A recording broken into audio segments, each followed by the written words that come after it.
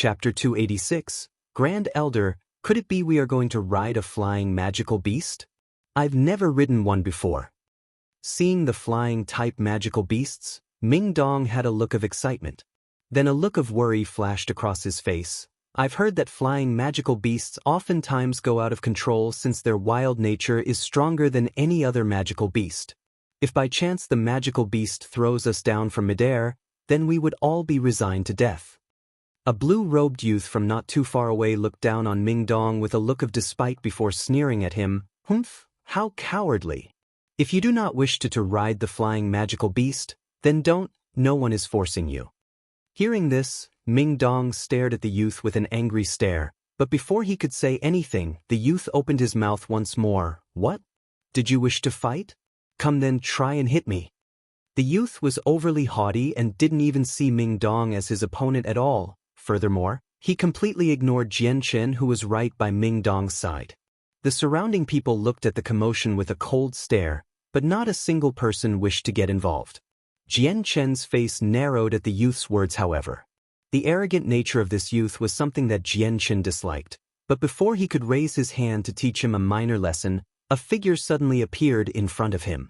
It was the sturdy-looking Qin Shao who suddenly appeared right next to the youth before slapping him firmly in the face. Tianling, you brat. He spat. To dare curse at my good friend, you're asking for a spanking. Qin Zhao's palm had not been gentle. When the youth had been slapped, he immediately fell to the ground with the part of his face hit already starting to swell. Qin Shao didn't plan on letting Tianling off that easily and immediately kicked him in the stomach, causing the youth to curl up in pain. Opening his mouth, Qin Shao said, Tianling, you are too arrogant. To dare even curse at the brothers of mine, let's see if you dare repeat it again. Tianling looked at Qin Shao in silent fear.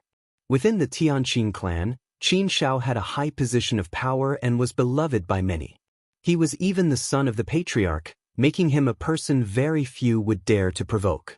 Enough, Qin Shao, no matter what you say, you and Tianling grew up with each other. Just why should he be friendly to outsiders? Could it be that these outsiders are even more important than your sisters and brothers? A middle-aged man walked forward before staring icily at Qin Shao. Then, his eyes wandered over to where Jian Chen and Ming Dong was before his expression grew dark. Uncle! The moment the youth saw the middle-aged man, he began to crawl toward him as if he was his savior. Both eyes then swung toward Jian Chen and Ming Dong with a hate-filled glare. Qin Shao himself restrained himself when he saw this man, but his attitude itself did not. Feeling justified in his actions, he spoke, Uncle Tianzhou, just what are you saying? Jian Chen and Ming Dong are my sworn brothers, how could they be considered outsiders? Besides, I heard how this matter was started. Tianling was trying to start trouble for no reason and offended my brothers first. This is entirely his fault. Just what right does he have to blame someone else? With a snort, the man ignored Qin Zhao's words before looking coldly at Jian Chen and Ming Dong straight into their eyes. You too, right now we are about to depart from the Zhuya kingdom, please go back to wherever you came from. The man was not at all gentle with his words as he commanded them to leave the area. Hearing this, Jian Chen and Ming Dong both narrowed their eyes. This man was speaking as if he was the patriarch himself giving the orders. Both Jian Chen and Ming Dong had already been guests at the Tianqin clan for 2 months. By now, there was only half a month until the gathering of the mercenaries started. If they were not able to use the space gate, then there would be no possible way for them to reach Mercenary City in such a short amount of time. The man's words had caused Qin Shao to explode with fury as he stomped forward with a furious glare. Uncle Tianzhou, what is the meaning of this? Brothers Jian Chen and Ming Dong have received the Tianqin clan's invitation to join us on our travels to Mercenary City. They are both the noble guests of our clan, just how could you treat them in such a poor manner? Noble guests? The man laughed in disdain. Just how could these two be noble guests of the Tianqin clan? Nephew Qin Shao, you should do well to not bring as many dubious people back to our clan. The Tianqin clan is the #1 clan in Valorant City, not just any random small clan. This is not a place where you can bring back any dregs of the city to. Looking back to Jian Chen and Ming Dong, the man said, Be tactful and leave this place at once. This is not a place where you should loiter about. Uncle Tianzhou, you dare to call my friends some random dregs of the city? Then could those 3 men behind you be nobles then? According to your own words, we should not be bringing in the dregs of the city into our Tianqin clan. Qin Shao spoke rudely. If it were any other person that was talking to Qin Shao like the middle-aged man, then they would have been waking up with a headache. This middle-aged man was not someone Qin Shao could defy too much, so he could only hold back his anger. The middle-aged man's face grew dark. The 3 brothers behind me are the pillars of my mercenary group and have traveled extensively with me for over 20 years. We've went through multiple life or death situations and even crawled up from the very depths of hell together to become friends until death. Just how could that be compared to the people you've randomly found outside the clan? With that, the man turned to look at Jianchen once more. So you haven't left yet still? Did you wish for me to remove you from this area personally then? The surrounding people were all looking closely at them now. Not a single one of them had said a thing. Although Jianchen had been a guest, it was a relatively unknown matter. Aside from Qin Shao and a few others, not many people knew Jianchen. Jianchen's face began to darken as he spoke. If it is the patriarch's will, then this one will immediately leave, but whoever you are, how could you represent the will of the patriarch? Just what qualifications do you have to tell me to leave? To dare refuse to hear me, you are courting death. The man bellowed before a ripple of Saint force formed in his hand.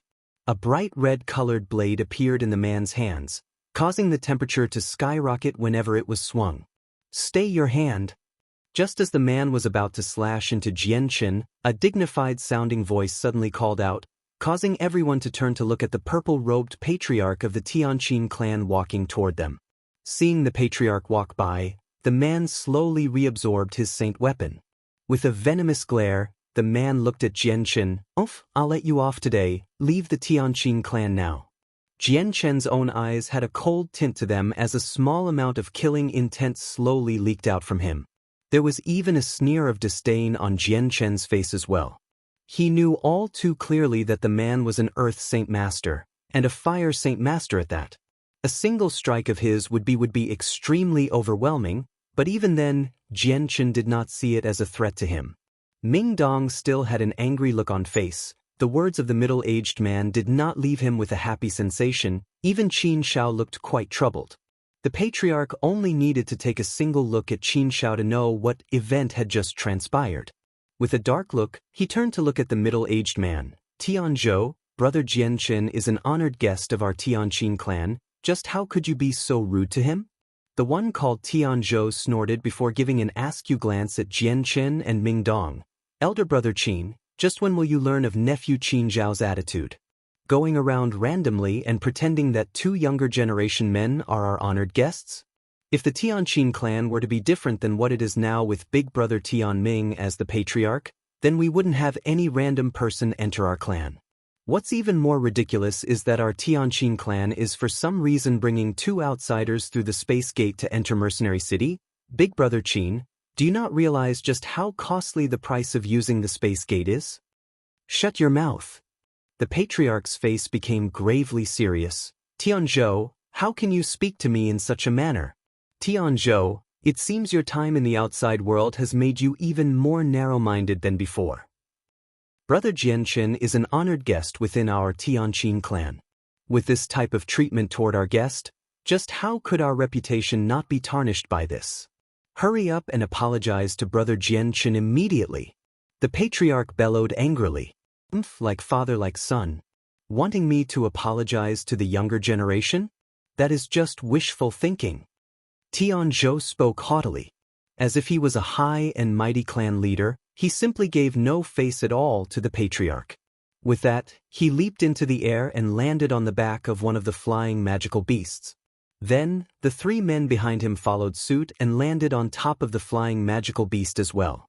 Seeing how Tianzhou was so condescending to the others, the patriarch of the Tianqin clan narrowed his eyes. His chest began to heave heavily in anger, showing that he was not pleased at all. Qin Shao walked up to Jianchen and whispered to him, "That man is Uncle Tianzhou. He's a part of the Tian family and holds a high position within the Tianqin clan that is almost as powerful as my father. He has been traveling in the outside world for many years and only returned to the clan 2 days ago. It seems that he has a major complaint with you here. In the future, you must take care, since he is an Earth Saint Master. Jianchen nodded his head and said, I will be careful. Just at that moment, a black-robed elder dropped down from the skies before somehow floating 10 meters above the ground before looking at everyone there. We see the Grand Elder. As soon as everyone saw this elder, everyone within the clan compound bowed deeply. Even the Tianzhou who was sitting on the flying magical beast immediately got up to bow down respectfully. A Heaven Saint Master. Seeing the floating elder, Jianchen's pupils dilated in shock. This Tianqin clan had unexpectedly had a Heaven Saint Master expert. The elder looked at both the patriarch of the Tianqin clan and Tianzhou before looking at the nearby Qin Shao with a kind smile on his face. The moment his eyes landed upon Jianchen, there was a look of extreme disbelief, but that was quickly hidden away from his eyes. Exhaling, the elder's gaze grew complicated once more. Regret could be seen along with rejoicement, but then even an eager expectation could be seen, causing people to be confused. Tianzhou Qin Yixing. The elder spoke. I am at the Grand Elder's command. The patriarch and Tianzhou both spoke out. The very first teachings of the Tianqin clan passed down from our ancestors are something you too should understand. In the case that the two of you are trying to split the Tianqin clan, then a serious punishment awaits the both of you. The elder spoke calmly, but when the two men heard those words, their hearts shook with fear. The Grand Elder needn't worry, we adhere to the ancestors' teachings and will defend the feelings of the Tianqin clan. The patriarch said. Tianzhou bowed his head. I, Tianzhou, respect the ancestors' teachings and will strive to protect the clan's feelings. Good. The elder nodded his head. Is everyone here? Everyone is here, Grand Elder. The patriarch spoke straight away. Then let us be off now. After that, everyone climbed onto the back of the flying magical beast. Each one of them had dozens of people, totaling to 40 people per beast. Ming Dong and Jianchen both sat on the same magical beast along with another 7 people sitting right next to them on its back. With a fierce flap of its wings, the flying magical beast immediately took off into the air and began to accelerate. The Grand Elder of the Tianqin clan began to follow close behind, flying on his own as if to personally oversee their trip. Chapter 287. Space Gate. The flying magical beast rose several kilometers into the air at a rapid speed while the Grand Elder followed close behind on his own. He was there to protect them all in the case that a flying magical beast went out of control. Although this was not a common occurrence, the majority of these riders were members of the Tianqin clan and were the future of the clan. There was no way the Grand Elder would want them to come across an accident. Sitting on top of a flying magical beast, Jianchen's expression was quite complicated. His mind couldn't help but think of the Hua Yun sect who had forced him to run away from his home. At that time, it was Changbai who was the one who drove the flying magical beast from Lore City. Then he thought of his extremely lovable mother Bai Yun Tian and his elegant flower-like second sister Changyang Mingyue. Then there was also his sturdy eldest brother Changyang Hu and the ever-so dignified father and leader of the clan, Changyang Ba. Each one of their images suddenly burned brightly within Jianchen's mind as well as a few other fragments of memories from his time in the Changyang mansion. Hua Yun sect. Jianchen clenched both of his fists tightly in anger. He had been forced to escape from the Jesson kingdom because of them. It was unfortunate that the Hua Yun sect had so much power within the kingdom and had at least 2 Heaven Saint Masters enlisted within their ranks. This had made even the royal family of the Jesson kingdom unable to help him and the Changyang clan unable to do anything. Hua Yun sect, just wait for me to return. I, Jianchen, will return to right this. These years have made me into a wanderer with no home. This debt I will return unto you. Jianchen's eyes flashed with a terrifying amount of power. He knew that while he was an Earth Saint Master and had the sword spirits with him, no Earth Saint Master could threaten him, but Heaven Saint Masters were something Jianchen would have trouble against. Each realm after the Earth Saint Master realm was like crossing the endless ocean to attain a new height. The difference was like the heavens and the earth themselves and could not be easily described. The amount of saint force within a heaven saint master was a terrifying amount. They could use it to support themselves as they flew several kilometers into the air to travel and never ran out. It was only if they had gone through a long and intense battle that their saint force would start to feel the effects. Jian Chun continued to sit on top of the flying magical beast as the wind flew past his ears, sounding like a clap of thunder that affected everyone's ears. On the way, several groups of men flying on their own flying-type magical beasts could be seen not too far away. Each one of these men were strong powers within the Zhuya kingdom, and each major group had a single Heaven Saint Master following behind to offer protection. These Heaven Saint Masters and the Tianqin clan's Grand Elder bade a polite greeting as if they were good friends with each other before continuing on with their journey together. Not everyone who wanted to go to Mercenary City had access to a flying magical beast. On the ground far below, countless groups traveled on magical beasts or on foot in great numbers. Each group numbered over 100 while the dust behind them was kicked up, causing the scene to look as if there was a large dirt-colored dragon below. Half a day later, everyone had finally left the borders of the Zhuya kingdom.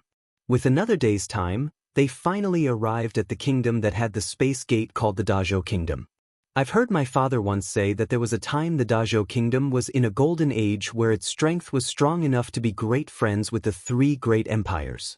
The space gate was then left behind by the unbelievably strong protector of the realm. However, when the protector of the realm left, the Dazhou Kingdom began to slowly decline before becoming an obscure and small kingdom like it is today. Qin Shao explained to Jian Chun. Jian Chun could only sigh at the absolute power a strong cultivator could have. He had no idea that even an extremely strong kingdom would slowly decline after the loss of a strong cultivator. While the Dazhou Kingdom had declined, the amount of territory it had remained the same. It took a good part of the day for the flying magical beasts to finally approach the imperial city of the Dazhou Kingdom. The murmur from the people riding on the magical beasts began to grow louder as they approached the city. Jian Chun could see that there were at least 10 Heaven Saint Masters flying together behind them. Aside from that, there was still another Heaven Saint Master riding on a flying magical beast, but he had been harder to discover. These men were from different kingdoms and regions where they represented different factions of power, but each one of them was planning to head to Mercenary City. The Tianqin clan's group was led down to the outside of the imperial palace by the Grand Elder. Then, a single armored person came out to greet the Grand Elder with a cordial greeting before ushering everyone inside a courtyard to rest. The space gate will open in 2 days. These next 2 days you can rest easily, but don't wander off. This is still the imperial palace of the Dazhou Kingdom. If you cause a disturbance, the clan will not be able to protect you. The Grand Elder warned everyone before leaving. Tianzhou glared icily at Jian Chun before snorting and turning to walk out of the room. Although he had desperately wanted to teach Jian Chun a lesson, he was in the imperial palace just like Jian Chun, so he didn't dare cause trouble now.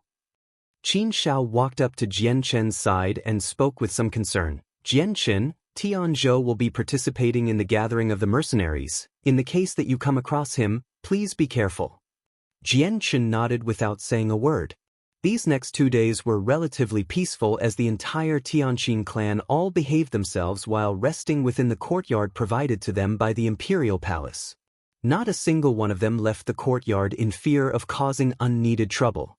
Although the Dazhou Kingdom was stagnating, the kingdom was still capable of making the other kingdoms feel fear. 2 days later, the Tianqin clan followed the Grand Elder out of the courtyard and between the giant pavilions of the palace before finally stopping in front of a large piece of ground. There was already a large amount of people gathered here. At the very least, there were upward of 1,000 men all densely gathered within this piece of ground. Jian Chun tilted his head. He could faintly see a heavily encased area that spanned around 100 meters in circumference and had plenty of people stopping right in front of it. I've heard that the protector of the realm left this barrier many years ago. It's so extremely big and even after so many years, no one has been able to break it. Rumors say that when the Dazhou Kingdom was in a war, a saint ruler stealthily snuck into the Dazhou Kingdom in order to strike at this barrier and take away the space gate. Unfortunately, even with all of his strength, he wasn't able to even dent the barrier and could only retreat in defeat. The Dazhou Kingdom's protector of the realm was extremely strong. He has long since stood at the apex of the Tianyuan continent. The barriers he could make are unbreakable to any saint ruler. I've heard that the Dazhou Kingdom's protector of the realm had reached the pinnacle a long time ago. When he disappeared, he must have been trying to make it past the final bottleneck. Seeing how it's been several hundred years, it seems that he was defeated before he could make that breakthrough. The peerless protector of the realm has long left this world. What a shame. How unfortunate for this type of expert to leave the world. The people all around them began to talk among each other as they talked about the barrier. Many of them could only sigh as they looked at this particular barrier in respect and adoration. For even a saint ruler to not be able to break apart this barrier, just how strong was the Dazhou Kingdom's protector of the realm? One person whispered in disbelief. Suddenly, the entire crowd went quiet as if everyone had simultaneously shut their mouths. Following the silence, 5 white-robed elders suddenly came dropping down from the skies gracefully. From this, Jian Chen felt as if these men were immortals descending down onto the mortal plane. These 5 elders walked over to 5 different points on the barrier before a 5-star array began to grow brightly on the ground. At this moment, one of the elders in the middle cupped their hands. It has been 50 years since the last time. Today we meet once more, and next, we will be employing a secret method to temporarily close the barrier to the space gate. Everyone will be able to travel to Mercenary City afterward. The way to use the space gate should be familiar to everyone, so we shall not spend any more time explaining it. Afterward, the 5 elders began to open up the barrier. One by one, men began to slowly move forward into the large ripple of energy that was the space gate. Just like that, each one disappeared from sight. Quickly came the Tianqin clan's turn. At this moment, Jian Chen could finally see the space gate that was hidden at first by the barrier. The space gate was 3 meters tall, and the energy that was moving around the space gate was strong enough to distort the space around it. The area didn't seem very stable, and the light was shining out in intense rays with a mysterious glow. Underneath the space gate was a mysterious matrix with several Class 5 monster cores at certain points of the matrix. Each supply point of these monster cores had supported the space gate when it opened. This was a type of portal that allowed one to travel through space and linked 2 different places, and could be used to cross over the endless ocean. Chapter 288. Arriving at Mercenary City, the space gate was open for use, but it was not free of charge. Every single person had to hand over a few Class 5 monster cores. While the numbers varied, the average person only handed over a single Class 5 monster core in the end. This type of entry price would have made the Xia clan and the Tianhua sect in the Blue Wind Kingdom find it hard to pay, but this was where multiple experts of various kingdoms gathered, accompanied by Heaven Saint Masters. A few Class 5 monster cores wasn't something they would see as expensive. The Tianqin clan had 40 men in attendance, but over half of them were only bodyguards for the trip. So in truth, there were only 10 or so men actually going to Mercenary City. The Grand Elder led the group to the space gate and swept a glance at the men behind him, before passing several Class 5 monster cores to the Heaven Saint Master standing watch. There are 9 men total here, and we have 9 monster cores as well. The Heaven Saint Master from the Dazhou Kingdom took the monster cores with a smile. You may enter. I hope that you will have a satisfactory competition.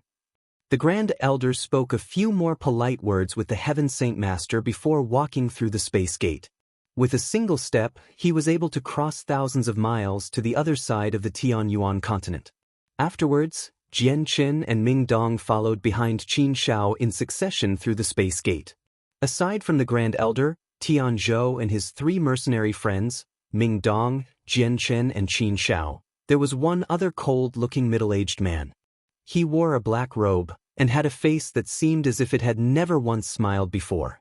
Both of his eyes were exceptionally cold as they flashed with a dangerous gleam. Jian Chen, that man is called Qin Ju. However, he is not a direct descendant of the Tianqin clan. He was an abandoned infant from the outside world picked up by my father. On the outside, he is cold and detached, but because he was raised by the Tianqing clan, his heart is loyal to us. Furthermore, because of his talent at cultivation and strength, as well as his hard work, he became an Earth Saint Master 3 years ago. Qin Shao spoke to Jian Qin in a low voice, a look of extreme admiration on his face. With that, the Tianqing clan crossed through the space gate. The moment Jian Qin stepped across, he could feel nothing but an invisible, protective layer of energy cover him before reaching the other side. He appeared in a dense forest, where hundreds of people had already gathered up. They had passed through the space gate to first. I didn't think that this world would have something as mysterious as the space gate. Just what kind of amazing methods did the exceptional expert who created this space gate use? Jian Qin sighed in admiration. He greatly desired to reach such a goal, and looked forward to the day he'd reach such a level as well. Let's go, Mercenary City is right in front of us. After waiting for everyone to arrive, the Grand Elder led the group out of the forest. Since magical beasts weren't allowed to enter the space gate, everyone could only walk. Despite that fact, the traveling pace was quite fast. The forest wasn't very large. When they walked out of it, they entered a plain where there were quite a few men like Jian Chen's group that were walking towards Mercenary City. From time to time, a few other groups riding magical beasts would pass by, sending dust flying into the air. There were some others flitting across the sky on some flying-type magical beasts as well. Everything was the same as when Jian Chen's group had first left the Tianqing clan. The only difference in their journey now was that they were walking rather than flying. On the road, Tianzhou continued to stare coldly at Jian Chen's back. If it were not for his worry about the Grand Elder, then Tianzhou would have most likely struck out at him. Seeing how Jian Chen had been ignoring him as if he hadn't noticed Tianzhou's existence, Tianzhou was angry enough to visibly gnash his teeth. His heart truly wished for Jian Chen to say something contradictory. That way, Tianzhou would be able to teach him a lesson. For hours later, the Grand Elder finally led the entire group to Mercenary City. Mercenary City was an enormous city that was spread over an extremely vast piece of ground. The only difference between Mercenary City and the other cities was that there was no walls here at all. One could enter the city from any direction. Instead, there was a giant golden barrier that glowed faintly around the city, protecting Mercenary City within. I want everyone to remember that no matter what, do not start a fight within Mercenary City or you'll risk a severe punishment. There are many powers in the city that we cannot afford to offend, so you would do well to remember this one rule. The Grand Elder spoke sternly to the group he was leading. Yes, Grand Elder. The men all cried out respectfully. With that, everyone began to walk into Mercenary City. Although there were no walls, the interior of the city wasn't all that much different from any other city, with various shops and taverns crammed together all over the city. The gathering of the mercenaries would start after another half-month, so the Tianqing clan had set up a temporary place of residency in a tavern. The next day, Qin Shao, Jian Qin, and Ming Dong all left to take a stroll around the city. The Grand Elder had disappeared by the second day, just like he had when they were back in the imperial palace of the Dazhou Kingdom. No one knew where he went, but he hadn't restricted anyone from going anywhere. The next few days were rather calm, but more and more people began to flow into Mercenary City. Every single inn was completely filled with men, and there were even many tents set up outside the city. In a flash, half a month had gone by. Early that morning, the Grand Elder finally appeared in front of the Tianqing clan once more, and led the group to the center of Mercenary City. Ming Dong, take the next few days to rest and be careful. Jian Chen called out to Ming Dong as he left. Ming Dong nodded his head before clapping him on the shoulders. I understand, make sure you come back safely. I'll be waiting for you. The Grand Elder turned to look at Ming Dong. Mercenary City is an extremely safe city. You will never find a city safer than this one. Just remember, do not start a fight within Mercenary City no matter what, or else no one will be able to save you. I thank the Elder for the warning. Ming Dong cupped his hands together respectfully. The group quickly arrived at the center of Mercenary City. It was an extremely large plaza, but it had already been filled to many people to count. Jian Chen could only guess there to be at least 100,000. In the middle, there was a 50-meter tall tower with a single, vivid and lifelike sculpture of a middle-aged man. There was a mysterious charm to it that made it seem as if a real person had been petrified. Its finger pointed toward the distant horizon, as if trying to penetrate the heavens. The entire area around the sculpture, quite a few elders, as well as some middle-aged men with extraordinary presence, looking at the sculpture with both great respect and a hint of fear. Could it be that this sculpture is of Mercenary City's founder? I've heard that the founder was a person of unbelievable strength and has even been said to be a paragon under the heavens. It was said that nobody was able to rival him. Unfortunately, he has gone missing for many years. According to the ancient records, when the Age of Chaos descended upon the Tianyuan continent, humanity was on the brink of extinction after being faced off against hundreds of races. But when humanity was at the end of their road, a genius with enough power to shock the world appeared to fight against the experts of each of those races. In the end, the enemies of humanity were chased away, and thus the humans of the continent were saved. This savior then established Mercenary City and spurred the development of mercenaries within the continent. The ancient records also said that the founder of Mercenary City was called Mo Yuntian. He was said to be the strongest person to ever exist. There are no later records of him. He probably left this world for another. By now, it's been 100,000 years since Mo Yuntian's era, but no one is capable of living that long. It is a shame that this once-in-a-millennium talent was unable to break away from the predestined end. One could see the elders discussing this from anywhere in the plaza. Every one of the elders looked toward the sculpture with reverence, and even the Grand Elder was no exception. Chapter 289. The Summoning of Ming Dong. Seeing how everyone was talking, Jian Chen looked at the large sculpture as well. Suddenly, a blue-robed elder came down from the sky. His facial characteristics were nothing out of the ordinary, but the very moment he had appeared, the world essence in the air suddenly went still. An overwhelming amount of pressure overtook it, causing everyone there to feel as if their heart would stop. When the elder appeared, everyone else suddenly ceased talking and descended into a period of silence. The elder floated in the air, standing high above even the heads of the Heaven Saint Masters. With an elderly voice, he spoke out, "I proclaim now that the bicentennial gathering of the mercenaries has officially started. Every participant should remain standing while every other person should move back." With the elder's words, the sudden movements of the crowd could be heard as the men who were older than the rules dictated immediately began to move away. "Jian Chen, take care of yourself." Ming Dong spoke to Jian Chen before following the ground to leave. As the amount of people lessened, there still remained several tens of thousands of people. Seeing how the group in front of him was beginning to lessen, the elder spoke out once more. "The gathering of the mercenaries permits those under the age of 50 to participate. In the case that someone over the age of 50 tries, then they will suffer the harsh punishment from the barrier and be annihilated. For those who are over the age of 50, leave now. This is your final warning." Several hundred men then left the group slowly with looks of dissatisfaction. With the final stragglers all gone, the elder waved his sleeves, causing several hundred black tokens to fly out toward the thousands of people below. Jian Chen grabbed onto one of the tokens that fluttered down to him. It was around the size of his palm and was created by a material unknown to him. It was unnaturally hard and didn't seem to be easily breakable. Furthermore, there was a strange energy that flowed in it.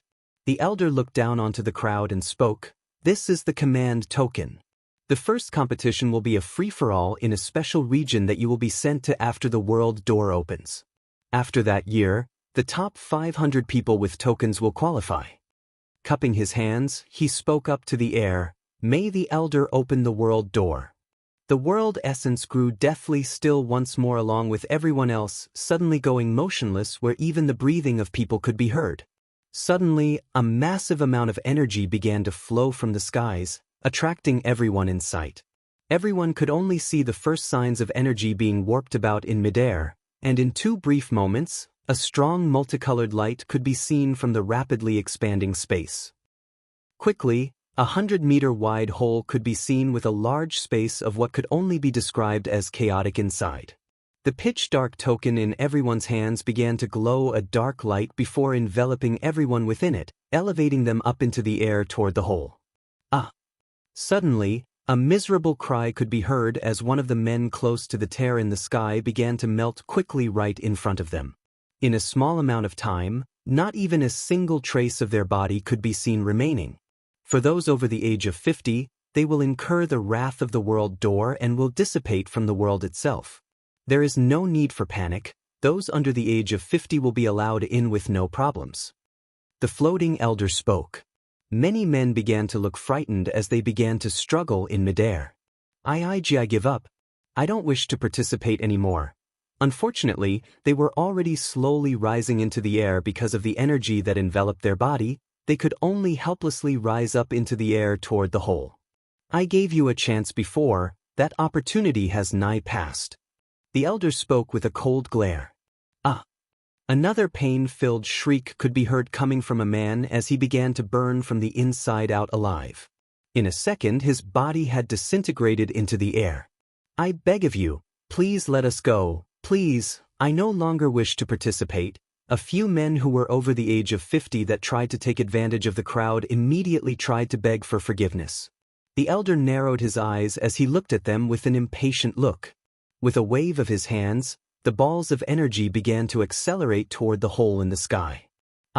Following several cries of fear, those who were over the age of 50 were quickly burnt to ashes that were then burned up as well. This sight shocked everyone who witnessed it, and those who were older than 50 but had left earlier rejoiced to themselves secretly. Afterward, all those who were remaining began to disappear from sight into the hole. Let me through, I wish to participate. Suddenly, a voice behind the group could be heard as Ming Dong charged toward the ascending group with a pleading look at the floating elder. The stares of every person there concentrated onto Ming Dong as if he were an idiot. The distribution of the tokens had already been finished, and the group was already disappearing into the chaotic space to start the competition. Just what reason would the elder have to stop to allow a single person entry? Still raising into the air, Jian Chen turned to look at Ming Dong with a surprised look. He didn't understand just what reason Ming Dong had for suddenly wanting to join the gathering of the mercenaries. The floating elder furrowed his eyebrows together in annoyance as he looked at Ming Dong. Just as he was about to send him away, a sudden change in expression could be seen before a black token shoot toward Ming Dong's hand. Enter then. He spoke softly. In a split second, the elder's treatment of Ming Dong had done a complete reversal. His voice wasn't as cold as before. Instead, it was much warmer now. Those who knew of the elder on a personal all dropped open their mouths in shock as they looked at him in shock. It seems that youth is no ordinary person. A person whispered. Jian Chen looked on with shock as well as he saw Ming Dong begin to rise up into the air after them. He felt confusion in his heart as he tried to figure out just what had just happened. A flash of concern came over his face. The elder's words were quite clear. After they passed through the world door, it would be a free for all.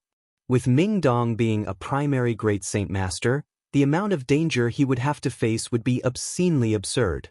Even if they were together, Jian Chen would be powerless to protect him.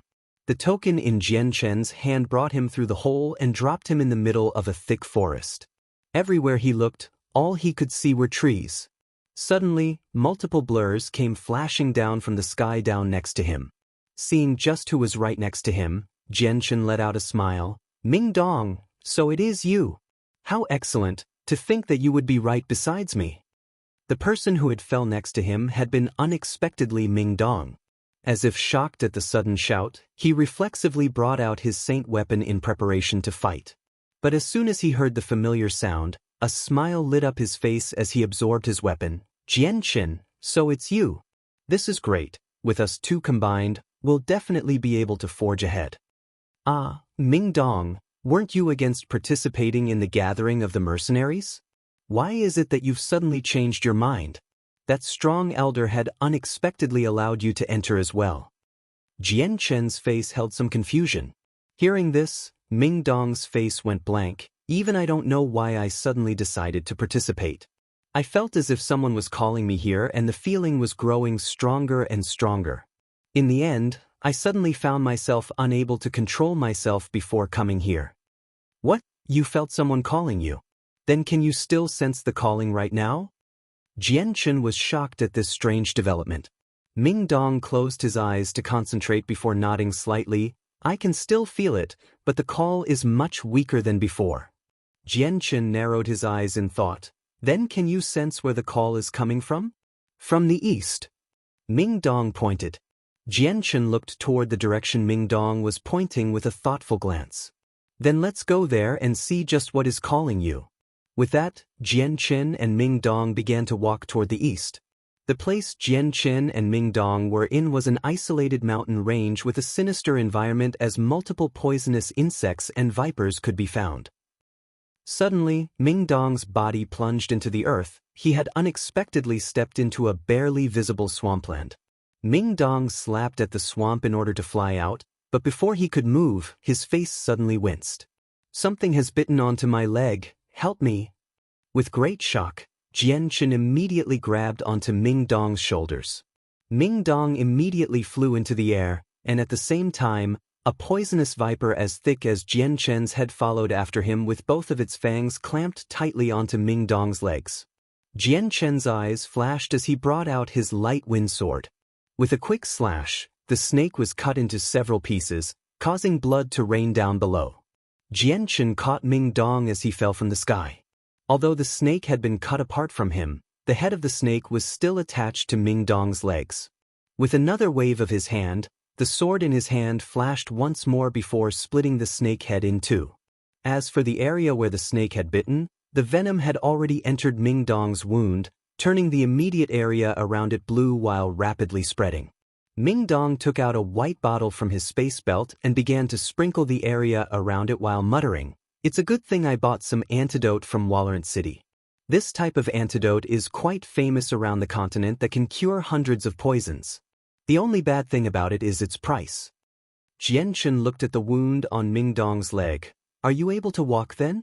After treating the poison, Ming Dong began to flex both of his legs before smiling. "It's a good thing the wound isn't too deep. There is no problem, let's keep moving." "Be careful then, we'll keep going, but we don't know what's in this place yet. There's still plenty of people we have yet to see." Jian Chen said. "Wait a moment." Ming Dong walked up to the carcass of the snake before cutting it open. Extracting a monster core from it, he laughed. "This type of stuff shouldn't be thrown away, or else it would be a waste of money." Jian Chen couldn't help but laugh. The snake was only at the Class 3 level, so a Class 3 monster core was not something he had thought to be valuable. After this harrowing experience, the two continued on their journey with caution. Although they were very cautious, the hidden dangers of the area continued to surprise them as they continued. The areas that seemed to be solid ground turned out to be swamps that acted like quicksand. Even Jian Chen had been victim to this several times, but he had been able to quickly escape. While in the mountain range, they would come across a few magical beasts. Most of them were Class 3 or Class 4 magical beasts, and the majority of them were quite poisonous. Jian Chen and Ming Dong continued forward for another half-day before Jian Chen suddenly halted. His ears began to tremble as he waited for movement. After a moment, Jian Chen let out a smile. "After half a day of walking, we've finally come across another person. This place is quite large for us to take this long to see a person if there is several 100,000 people here." "Jian Chen, there's someone nearby?" Ming Dong looked at Jian Chen with surprise, but there was a look of joy on his face. Jian Chen nodded his head. "Correct, there's just one person not too far away from here. From the sounds of things, he's coming toward us." "How strong do you think he is? If he's an Earth Saint Master, then we'll be in trouble." Ming Dong had a serious look on his face now. Jian Chen clapped Ming Dong's shoulders casually. "Don't you worry. The amount of Earth Saint Masters under the age of 50 is quite low. How could it be that easy to come across one? Let's go see just how strong this person is and just how we'll obtain his token." Chapter 290, True Sword. Jian Chen and Ming Dong continued to walk. After walking for a little while longer, they quickly came across the other person. The man looked to be a tall but skinny middle-aged man that was dirty-looking all over and quite miserable. The tree branches had already cut away at his clothes, revealing the bloody scratches underneath. Clearly, he had taken a large amount of pain from the environment.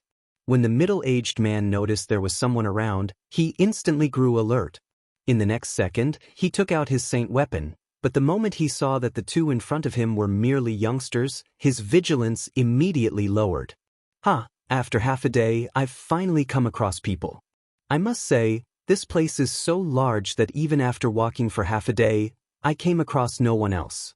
Just how strong of a person does one have to be to create such a place like this? The middle-aged man brandished his sword with a smile. His face had slackened as his eyes stared at Jianchen and Mingdong with a strange glint. Jianchen laughed as well before saying, "That's right. This place is truly large. After walking for half a day, we've finally come across a lone person. It seems that we were fated to meet. Fellow brothers, just what is your name?" The man began to smile in a seemingly harmless way. "Seeing how we have never met before, it would be inconvenient to tell sire my name." Jianchen laughed. "Fine then." The man replied casually. Looking to and from Jianchen and Mingdong, this gathering of the mercenaries isn't a good place to be. There are many hidden dangers to be experienced. This isn't the place for two youngsters to be, most especially. You two would find it best to immediately leave this place. Of course, the 2 tokens you both have will bring you trouble. Why don't you hand them over to me so I can bear the responsibility for you?" With that, the middle-aged man lifted his sword and started to walk over to Jianchen and Mingdong. Jianchen let out a thoughtful smile before taking out the token from within his space ring. Waving it at him, Jianchen smiled, "If you want it, then you'll have to take it." Seeing the token appear within Jianchen's hand, the middle-aged man's eyes began to shine. Immediately looking at Jianchen's hand, he saw the space ring that was adorned on his finger. "A space ring!" The man cried out in shock. Growing serious, his eyes couldn't conceal the pure greed behind them. "No, little brother. That space ring currently in your possession will bring you trouble as well. Why don't you hand both the space ring and the token over to me? I'll keep the both of them safe. I can guarantee their safety if you do. Not only that, but it will be one less danger to your life." The middle-aged man couldn't help but smirk. Even his voice began to tremble at the sight of the 2 prizes in front of him.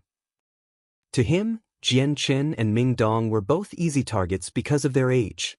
No matter how strong the 2 might be, he was already dead set on pursuing them. Jianchen laughed involuntarily before looking at the man in the eye and sneered, "You couldn't even cheat a 3-year-old child with your words. You must be rotted in the brain to think that we are such idiots." Mingdong cursed at him from the side of Jianchen. The man's eyes began to flash dangerously as he revealed a cold smile. "Fellow brothers, I was only just thinking what was best for you. Those items aren't safe on you." With that, the man walked even closer so that he was 10 meters away now. With a giant sword in his hand, it began to radiate energy as he began to prepare to attack. Jianchen looked with disdain at the man. He was only a peak great saint master, someone not worth being worried about. "The items are in my hand. If you have the ability, come and take them." The man's eyes flashed dangerously as he laughed. "So it seems you two are quite obstinate. Then allow me to come and take them." The saint weapon in his hand began to fluctuate wildly as it flew at Jianchen's heart. His action was meant to kill without remorse or second thoughts. A small sliver of killing intent leaked from Jianchen as the light wind sword immediately appeared in Jianchen's hand. In another moment, the sword disappeared in a flash and broke the other man's saint weapon with a large metallic sound. With his saint weapon broken, the man spat out a mouthful of blood as his face grew white before falling to the ground. Jianchen had snapped his saint weapon in 2 with a single strike. This was the equivalent to crippling the man's dantian, causing him to lose all of his cultivation as well as causing a tremendous amount of damage to his body. How is this possible? Seeing the broken remains of his saint weapon, the man's face was shocked. This was too strong of a strength, causing him to be stunned. To make matters even worse, the one responsible for breaking his saint weapon was only a 20-year-old youth. Even Mingdong, who was standing by Jianchen's side, was shocked to the point of disbelief. Seeing just how Jianchen was able to break a peak great saint master's sword in 2 was just too frightening for him. Just how could you have so much strength at such a young age? Are you a wolf in disguise?" The man looked at Jian Chen with hatred as if he had been unjustified, but as he spoke his voice was growing weaker and weaker. We are not hiding in disguise at all, this is the result that you have brought upon yourself. Jian Chen laughed. Then walking up to the man, he said, "Bring out your things immediately, this way, you'll at least have a chance to live. Otherwise, I'll kill you right now." The man's mouth began to drip with blood as he looked at the broken parts of his saint weapon. With a face full of regret, he slowly pulled out his space belt and placed it to the side. Jian Chen picked at the space belt with his sword before grabbing the token from within. He didn't see anything else of value, confirming that the man was truly poor. Shaking his head in dejection, Jian Chen threw the space belt on the floor before leaving with Ming Dong. "Jian Chen, just how strong are you now for you to be able to break the saint weapon of a great saint master with one strike? This is something only an earth saint master could do." On the road now, Ming Dong finally asked the question that he had been holding in for so long. Jian Chen laughed. "Back when I left the Tianqin clan for some time, I made a breakthrough to become a first cycle earth saint master." "What? You've already made a breakthrough?" Ming Dong asked with shock. He didn't dare believe his ears. An earth saint master was the result of a great saint master risking death to cross over. The passing rate was only 10% to become an earth saint master, but this youth had somehow managed to do it. With Jian Chen's age not even reaching 25 and becoming an earth saint master by then, this was truly an earth-breaking achievement. If news of this were to spread, then it would cause an undeniably large boom of shock. After he spoke, Ming Dong was confused, so he asked, "What does it mean to be a first-cycle Earth Saint Master?" He had no idea that the Earth Saint Masters were categorized differently. Jian Chen began to explain. Saints up to the Earth Saint Masters are categorized into 3 different tiers: primary, middle, and peak. The moment one becomes an Earth Saint Master, the categorization becomes different. There are 6 different parts. The lowest class is the first cycle while the strongest class is the 6th cycle. Ming Dong looked on with understanding. "I didn't think that even Earth Saint Masters would be classified in such a way. If you didn't tell me, I never would have known about it." Suddenly Ming Dong had a thought. Jian Chen, just what attribute do you have?" Hearing this, the light wind sword immediately appeared in Jian Chen's hand as he showed off the shiny gleam. The light wind sword began to emit a hazy silver glow that continuously glowed in the sky. It was almost as if it was forming an insanely sharp sword with sword chi, and the moment the sword chi touched Ming Dong's body, he immediately felt as if thousands of swords were cutting into him for an undesirably painful feeling. "My saint force doesn't have any attribute, this is all pure sword chi," Jian Chen said. Sword chi wasn't rare by any means, practically everyone knew of it. It was just the sword's equivalent of saint force and had a tremendous killing power that could make a long-distance attack. This was what true sword chi looked like. What many others had was only what the sword made, thus was not strong enough to be called sword chi, it could only be called energy. This was because the energy was not strong enough nor had the same sharpness of sword chi. Jian Chen's sword chi was incomparably sharp, intense, and quite potent. True sword chi was able to strike at a further distance than condensed energy that replicated sword chi. Furthermore, true sword chi didn't require a sword to use. Instead, one could use their finger to cut a tree or rock. Jian Chen didn't know when his saint force had been able to turn his energy into true sword chi. It seemed to be an innate thing. The credit could only be given to the sword spirits within him. What a strong amount of sword chi, it's completely different from all the rest. It felt as if it were as strong as a fire saint force attack. Ming Dong gasped. The two began to talk for another 4 hours as they continued to walk around the forest until they reached a recent battleground. The ground was filled with blood and there were 2 corpses nearby filled with injuries. From the injuries, it could be seen that it was done by humans. And not too far away were their space belts. Ming Dong looked at their space belts before saying, "Their tokens aren't in here, just a few things. There's nothing of value, it would appear someone else has already taken them." Looking all around himself, Jian Chen noticed that there were multiple footsteps leading in a single direction. "Let's go, it's best for us to first find out just what was calling you. My intuition says that whatever is calling you, It's for a good thing. Jianchen said. Okay then. I too wish to find out just what was calling me. To think I was unable to control myself and came here. Ming Dong spoke with anticipation. Chapter 291. Approaching the destination, the two men continued to walk through the mountain range. On the road, they came across the dead corpses of several magical beasts. Occasionally, they would see the corpse of one of the participants. Both were killed by men, and their bodies were stripped of anything of value. Ho! Suddenly, the sound of an enraged roar could be heard. By the sounds of it, it was currently fighting with several men as it roared at them. Looking toward the origins of the sound, Jianche said, "There's someone fighting against a magical beast over there. It seems to be quite far. I estimate the distance to be at least 10 kilometers.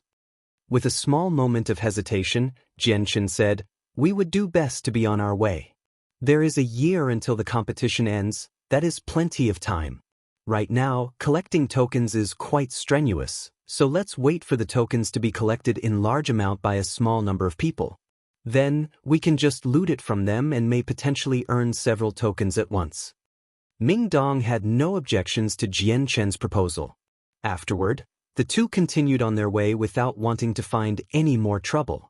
After walking in the evil forest for another 2 days, they had finally reached the end of the forest. In that time, the two had came across several participants. When each one of them saw how young Jian Chen and Ming Dong were, they looked at them with contempt. However, the moment when they realized that the two were still competitors, they had immediately tried to rob their tokens, but in the end, they had their tokens stolen instead.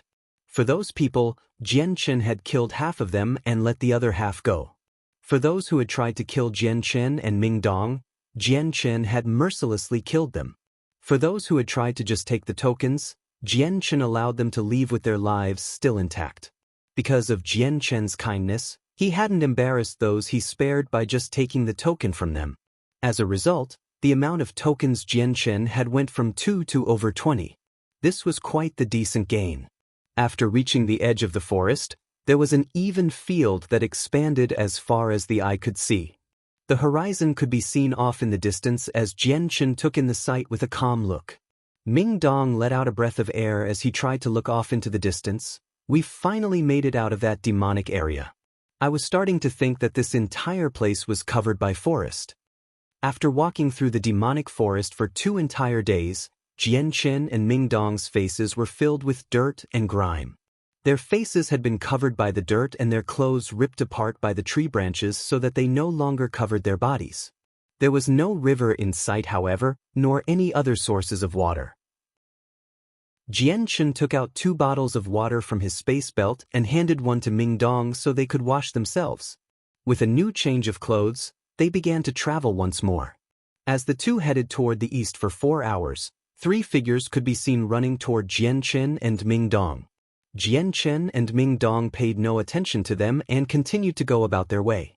After Ming Dong had found out that Jian Chen was an Earth Saint Master, he no longer felt extremely wary whenever someone approached them. The 3 men immediately flew past the two, and the very moment they did, they suddenly stopped right in front of them. 2 of the 3 men looked to be around 40 years old while the other looked to be 30 years old youth. Each one of them sent a cold glare toward Jian Chen. "Fellow brothers, what may I do for you?" Jian Chen asked. Seeing how Jian Chen and Ming Dong were both young but had calm look on their faces as if they knew something, the 3 men instantly guessed that Jian Chen was no ordinary man and didn't strike at them just yet. The 3 of them looked at each other in the eye before the 30-year-old youth cupped his hands together with a smile. "I can tell fellow brothers are not ordinary people, but in the end, you are only 2 people. In the case that a major group attacks you, it will be hard to retaliate. In that case, you too should join with us. We will be able to unite and increase the chances of survival drastically. Furthermore, whenever we collect tokens, we'll be able to split them among ourselves in accordance to strength. Are you too interested?" "Not interested at all," Jian Chen replied immediately before walking past them. At that response, the 3 men instantly flew at Jian Chen and Ming Dong to slash at the two without hesitation. With a snort, Jian Chen brought out his saint weapon with a shining silver light. Just as the 3 saint weapons were about to make contact, the heads of their owners immediately flew through the air. Jian Chen's sword was far too fast for the three to take notice. 3 pillars of blood flew into the air as the bodies of the beheaded fell to the floor in a rigid manner. As the heads fell, their eyes were opened wide in shock that would never go away in due to their death. Picking up their space belt with enthusiasm, Ming Dong picked out the tokens as well as 3 Class 4 monster cores. After killing the 3, Jian Chen and Ming Dong continued on their way unhindered. Half a day later, a fierce roar entered the eardrums of Jian Chen and Ming Dong. The both of them could see around 50 men battling each other from 2 sides. Within the battleground, a purple-robed middle-aged man could be seen standing at the front. The battlefield was a massacre, but while there were 50 people in total, the proportions were not equal. Over 30 men were fighting a dozen men. The differences in their strengths were extremely apparent, so in a flash, the battle was over with the dozen men all completely dead. Immediately, the survivors took off the space belts and began to take out the numerous tokens before handing them respectfully to the purple-robed man. "I present these tokens to the leader." The men cried out respectfully. The man took the 20 or so black tokens and placed them within his own space belt. "Quantity is a quality in its own right. Be at rest. If you travel with me, then I will guarantee everyone a good profit." With that, the middle-aged man turned to look at Jian Chen and Ming Dong. "Go and slaughter those 2 over there." The man pointed as he ordered all of the men after them. Without hesitation, the 30 men immediately took out their saint weapons and chased after Jian Chen. Seeing how the group was running at them, Jian Chen knew a fight was inevitable. "Ming Dong, take a few steps back." "Be careful then." Ming Dong didn't bother to try to sound brave and walked back 20 meters. As the 30 men within 50 meters of Jian Chen, he brought out his saint weapon and charged at the 3 without fear. To these people, Jian Chen was a tiger in a flock of sheep. His light wind sword struck out at their necks and instantly claimed their lives within seconds. Within a few seconds, the 30 previously alive and savage great Saint Masters had all been slaughtered with a single thrust to the neck which blood leaked from. The purple-robed man gave a small gasp in shock. In an instant, a purple-colored streak of light could be seen darting forward before reappearing 20 meters away from Jian Chen. With a look of astonishment, he looked at Jian Chen curiously as if not caring about how he had just killed 30 men. After a while, the man's shocked eyes grew larger and larger.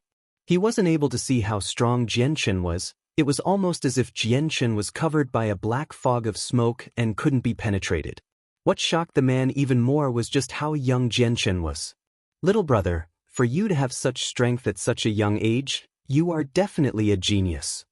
The man smiled without a single hint of hostility. "Killing a mob is nothing." Jian Chen replied with a smile. "What a joke you are saying. In such a short amount of time, only an Earth Saint Master can kill 30 great Saint Masters with a single strike. For someone to reach that level at such a young age, how rare it is. Why don't you and I join forces? If we can do so, then this isolated world will be ours to rule." The man's face was quite kind as he smiled at Jian Chen. "My apologies." Jian Chen replied instantly. "AI." With a sigh, the man disappeared in a streak of purple light after looking at Jian Chen with a sad look. Jian Chen didn't bother to chase after him since he had no intentions of getting the tokens at all. "Jian Chen, that guy just now looks pretty strong. Isn't he an Earth Saint Master?" Ming Dong said as he watched the man run. Nodding his head, Jian Chen said, "Correct. He is an Earth Saint Master." It seems that he didn't feel confident and decided to flee. "Well then, let's continue on our way." Countless battles were occurring throughout the plains. Each battle contained various sizes of men and magnitude. By now, the competition had plenty of people uniting together seeking solo targets. In the next 3 days, Jian Chen and Ming Dong walked through the plains slowly. The 2 of them tried to hasten their way toward the direction of whatever was calling Ming Dong. Never once did they try to initiate a fight, but oftentimes Jian Chen had killed several of the competitors while simultaneously taking their daily harvests of tokens. By this point, the amount of tokens Jian Chen had numbered over the hundreds. After crossing the plains, Jian Chen and Ming Dong found a sinister-feeling mountain range. The mountains were desolate and barren without a single blade of grass living there. The entire place was filled with a faint pink vapor that concealed the entire mountain and seemed to carry a toxic nature within it that prevented anyone from entering. Chapter 292, Midair Shrine. The two men stopped a far distance away from the poisonous clouds as Ming Dong stared at with a serious expression. The summons is coming from this direction, but with this poisonous cloud blocking our path, we'll be unable to enter.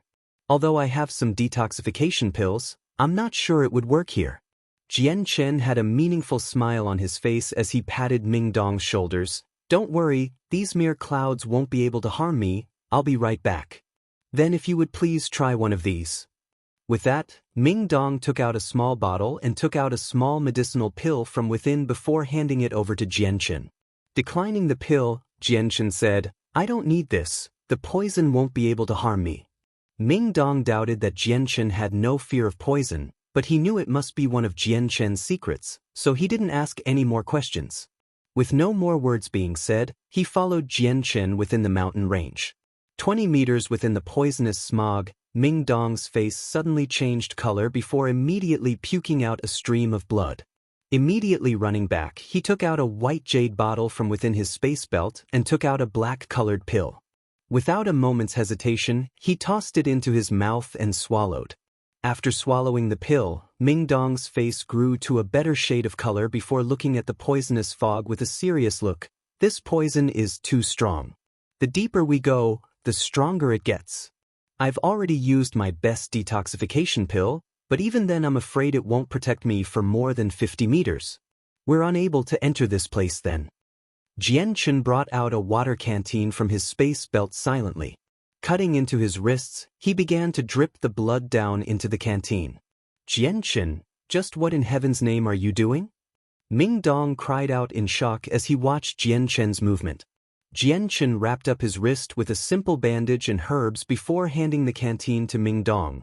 My blood is the best panacea for poisons, drink it. An incredulous look greeted Ming Dong's face as he spoke. What did you say, is my hearing going bad? Your blood is the best panacea, just how could that be? Ming Dong's face was almost as shocked as if he just discovered a new world. Seeing the shock on Ming Dong's face, Jian Chen revealed a smile. I've long since accomplished the 1000 immunity, there are very few poisons in this world that can injure me now. 1000 immunity? Was there such a thing in this world? Ming Dong stared blankly with some doubt. Clearly he had never heard of such a thing. Drink it, that way we'll be able to walk on through this poisonous mist. Jian Chen spoke without explanation. Fine then, let's see just how effective this blood of yours is. Ming Dong took the canteen and drank all of the blood within. As soon as the blood entered his body, a strange energy rippled through the entirety of his body and flushed away the remaining poison within Ming Dong's body. Feeling the change within his body, Ming Dong's face was startled. Jian Chen, your blood really does have a detoxifying effect. It's even stronger than the detoxification pills I have. I can guarantee that if you were to sell your blood, then you would be able to make a sky-high profit. Hearing this, Jian Chen didn't know whether to laugh or cry. Okay, let's hurry up and move forward. After drinking Jian Chen's blood, the poisonous cloud no longer bothered Ming Dong. Jian Chen followed close behind Ming Dong. The two continued on deeper into the mountain. The poison grew more and more toxic with each step they took. Even their visibility became extremely limited as the cloud grew denser. Even with the toxicity steadily increasing to at least 10 times the amount as when they first felt it, it held no effect on the two. This caused Ming Dong to be utterly astounded at just how effective Jian Chen's blood was. Following the call, Ming Dong and Jian Chen walked in a linear path toward it. Occasionally, they would come across some poisonous magical beasts, but those were quickly killed by Jian Chen. After walking for 6 hours within the poisonous cloud, Jian Chen and Ming Dong finally arrived at an area not affected by the cloud. Right in front of their eyes was a graceful-looking valley filled with plenty of verdant grasslands. Compared to the barren wasteland outside, this area was filled with the abundant opportunities of life. Suddenly Ming Dong turned grave. Crap, the call just vanished. I can't sense it anymore. Hearing this, Jian Chen's heart skipped a beat. This was a good omen for them. Taking in the view in front of them, he began to think, let's search the area, I'm sure the call is coming from this place.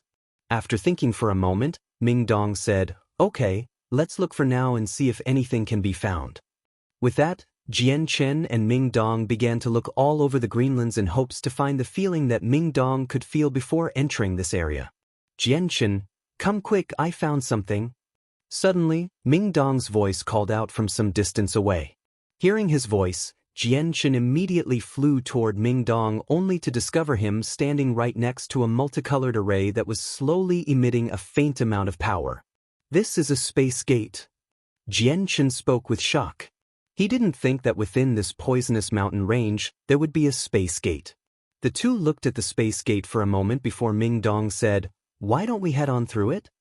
Jian Chen had a moment of hesitation before agreeing to follow along with Ming Dong's proposal. Immediately, Jian Chen deposited 5 Class 5 monster cores to power up the space gate. Once the gates opened, the two immediately walked through it. After walking through the space gates, the two men were suddenly greeted with a beautiful world where plants of different varieties could be seen and different wonderful fragrances could be smelled. With each breath, the two could feel themselves calming down. Suddenly, Jian Chen felt something above them and looked up. Straight away his eyes grew wide as his jaws dropped down in shock. An enormous palace floated 100 meters in the air. The presence radiating from this place was abnormal, almost as if this was a shrine that had always been cut away from the outside world. It was completely unattached to anything and floated freely in the air. Anyone who saw it would be unable to believe it and would be truly shocked. Ming Dong followed Jian Chen's stare upward and immediately had the same exact reaction as Jian Chen.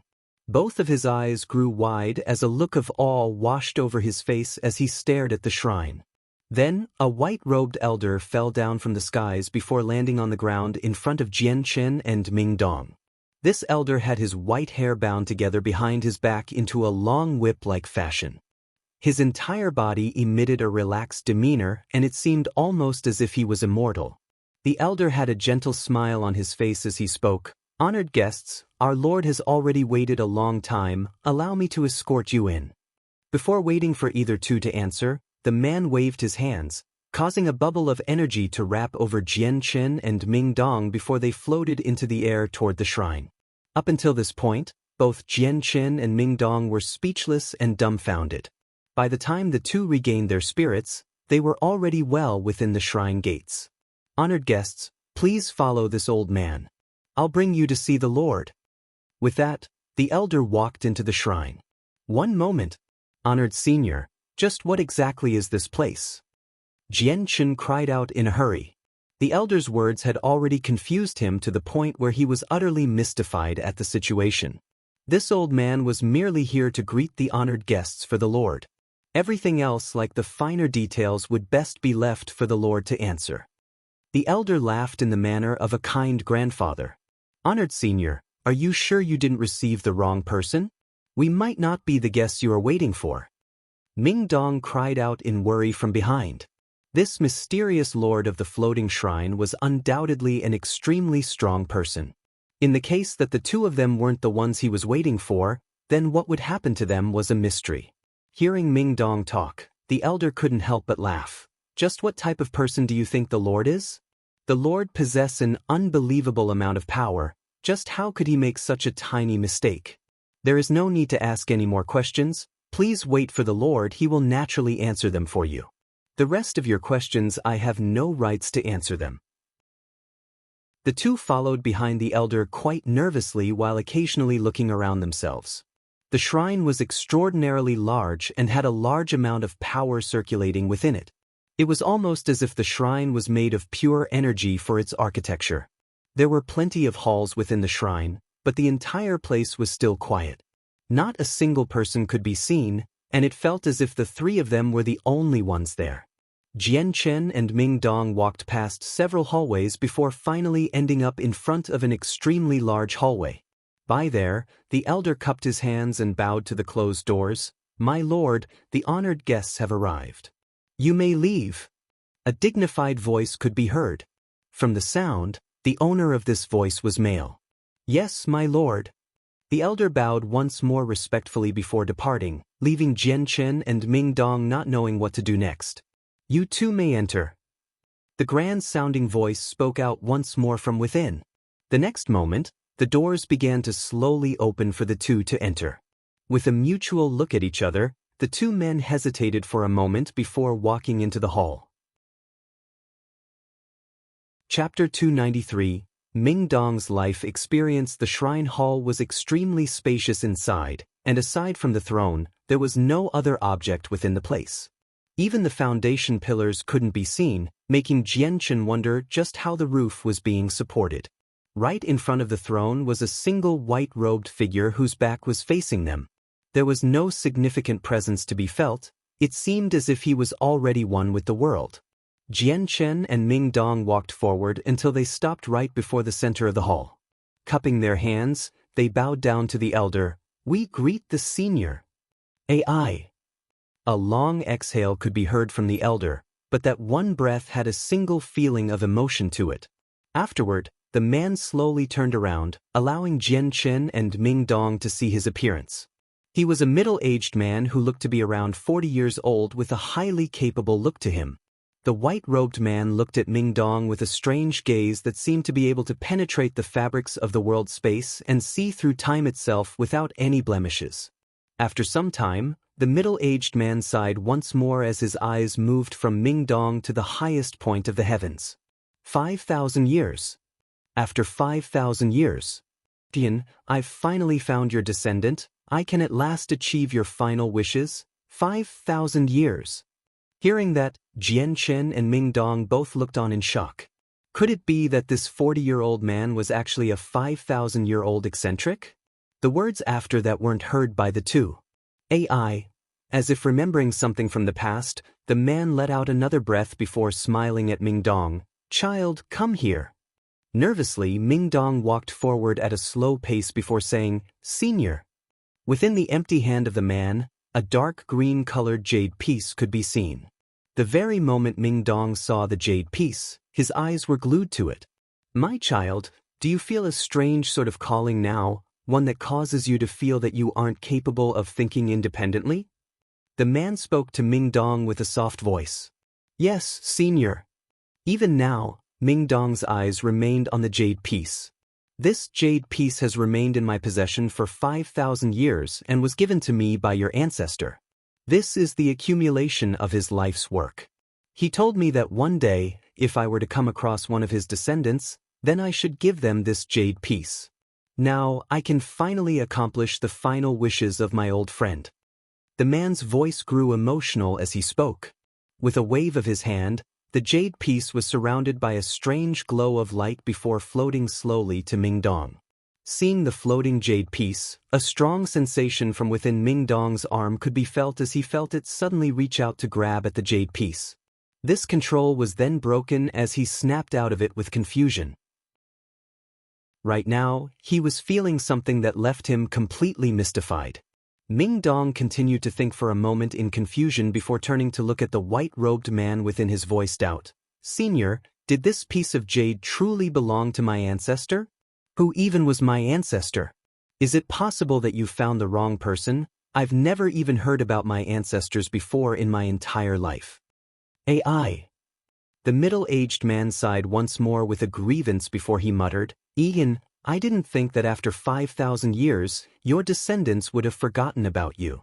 As if heartbroken, the middle-aged man turned to look at Ming Dong. "My child, what is your name?" "Senior, my name is Ming Dong." Ming Dong replied. Ming Dong, eh? A good name." The man thought for a moment before saying, "My child, allow me to tell you just what the situation was like for your Ming family 5,000 years ago." The man went deep into thought before tilting his head up toward the sky as if remembering something. 5,000 years ago, your Ming family was an extremely influential clan. At that time, your Ming family had a single genius. By the age of 30, he was able to make a breakthrough into the Earth's Saint Master realm. He's your ancestor, me. Your ancestor and I met by chance, but we quickly became good friends. Together, we formed a mercenary group and experienced many things together. We fought and killed together, fought in multiple battles, and even escaped from dangers together. Your ancestor and I quickly became good friends, inseparable by even death. 100 years later, Ming Etienne and I both advanced to the peak Heaven Saint Master realm. By this point, the both of us grew weary of the mercenary life and secluded ourselves from the mercenary world. We came to this old forest deep within the mountains and left ourselves to the elements to prepare for our ascension. 10 years later, the two of us made breakthroughs to become saint rulers. With that, we toured the continent once more and explored many places while gaining many experiences. Another 10 years passed. Your ancestor and I both gained a huge amount of strength by that point, and so we decided to enter the death nest. Within the death nest, I was about to be hit by a curse. Your ancestor Ming Etienne saved me. By sacrificing his body, he took the blow and saved my life. By this point, the man's face turned serious as if trying to hide the grievous look on it. The death nest is the most dangerous place within the Tianyuan continent. With our saint ruler level, we were unable to protect ourselves. The curse was far too strong, and even with Etienne's strength, he was unable to resist the corrosion and died within 2 months. After knowing that his death was near, he was perfectly happy to spend the last few days within the Ming family. What he didn't think was that the moment he would return to the Ming family, everything had changed. The formerly glorious Ming family no longer existed. 30 years before, they had been exterminated by our former enemies, while the descendants of the Ming family had all been scattered without a single trace. Because your ancestor and I both disassociated ourselves from the continent without keeping in touch with anyone, we had long since lost any information regarding the Ming family. So after their extermination, we had no idea where they might be. This tragic conclusion caused your ancestor Ming Etienne to feel an extreme amount of grief. He didn't think that within the final moments of his life, his own clan would come to a terrible end. Naturally, I had been at his side and knew what he was feeling. With all of this sorrow, it was enough for him to cry tears of blood. After that, Ming Etienne and I began to search for the ones responsible for the destruction of the Ming family. Unfortunately, the two of us were not as strong as we used to be and were also just 2 people. Furthermore, we both had many enemies. After 30 years, everyone had already forgotten about the Ming family, causing clues to disappear. In a short 2 months, we were unable to chase down any clues, and there were no survivors that we could find to tell us anything. By now, the man's face had a look of sorrow as he spoke sadly. 2 months after, because of the powerful curse, Ming Etienne departed from this world with regret. Before his death, he used his spirit to engrave all of his life experiences within this jade piece before entrusting it to me.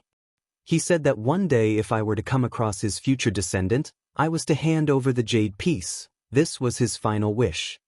Etienne's death caused me an endless amount of grief. He and I were friends beyond friends and brothers among brothers.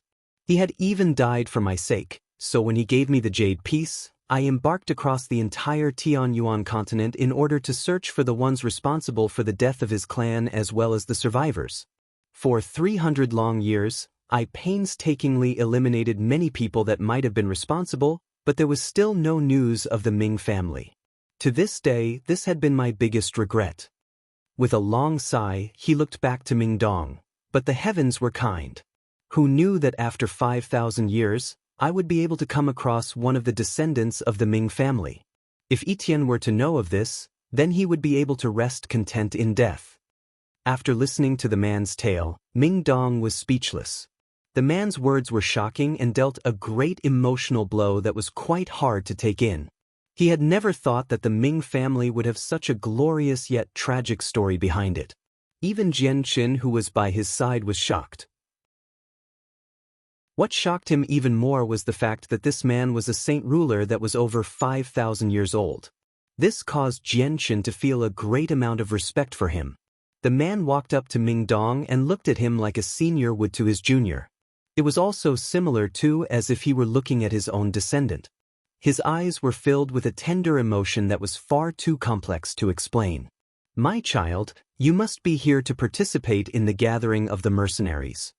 The man spoke to Ming Dong. Ming Dong could only nod mutely. He had not yet recovered from his shock. Are your mother and father still alive? The man asked. They are. My father and mother both live within a mountain village. My grandfather fell down a cliff and died while hunting. The man sighed in remorse before speaking. After the gathering of the mercenaries is over, please allow me to follow you back to your family. I will look after them in Etienne's place. There is no way I could allow myself to let the descendants of Etienne to live such bitter lives. As his brother, this is unforgivable. I owe him this much. This one thanks the senior. Ming Dong was overjoyed. With this man, an easygoing and fortuitous life for his family would be within his reach. After all, this man was a 5,000-year-old saint ruler, and many heaven saint masters would respect him as their lord. With this expert, the life of his family would be smooth going. The sorrowful look on the man's face slowly disappeared as he smiled.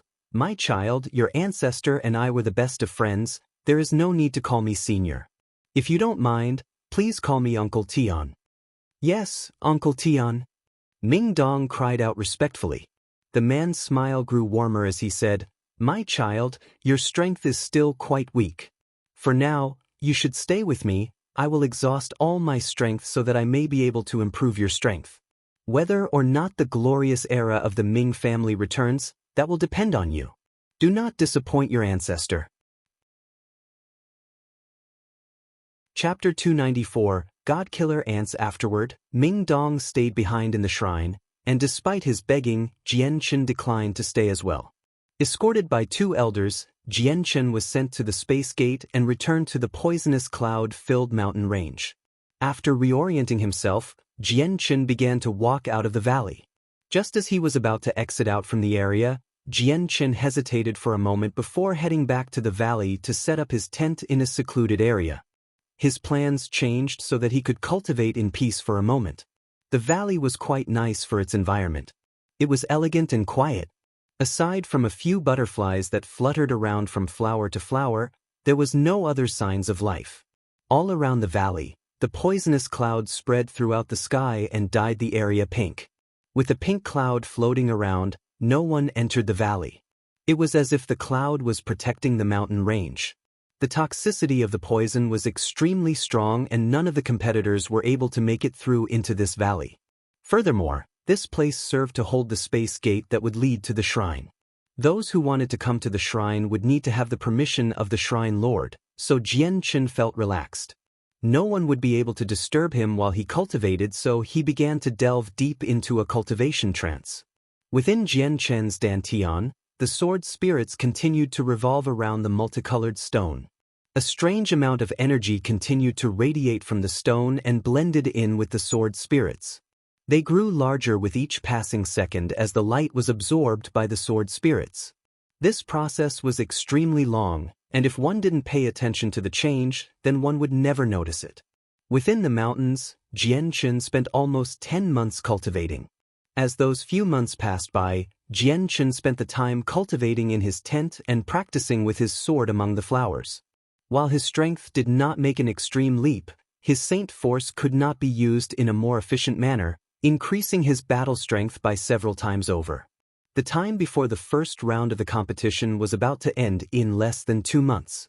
Jian Chen had been cultivating while waiting for Ming Dong to return, but by this point it was far too late for him to continue waiting. The remaining amount of time had to be spent trying to collect tokens.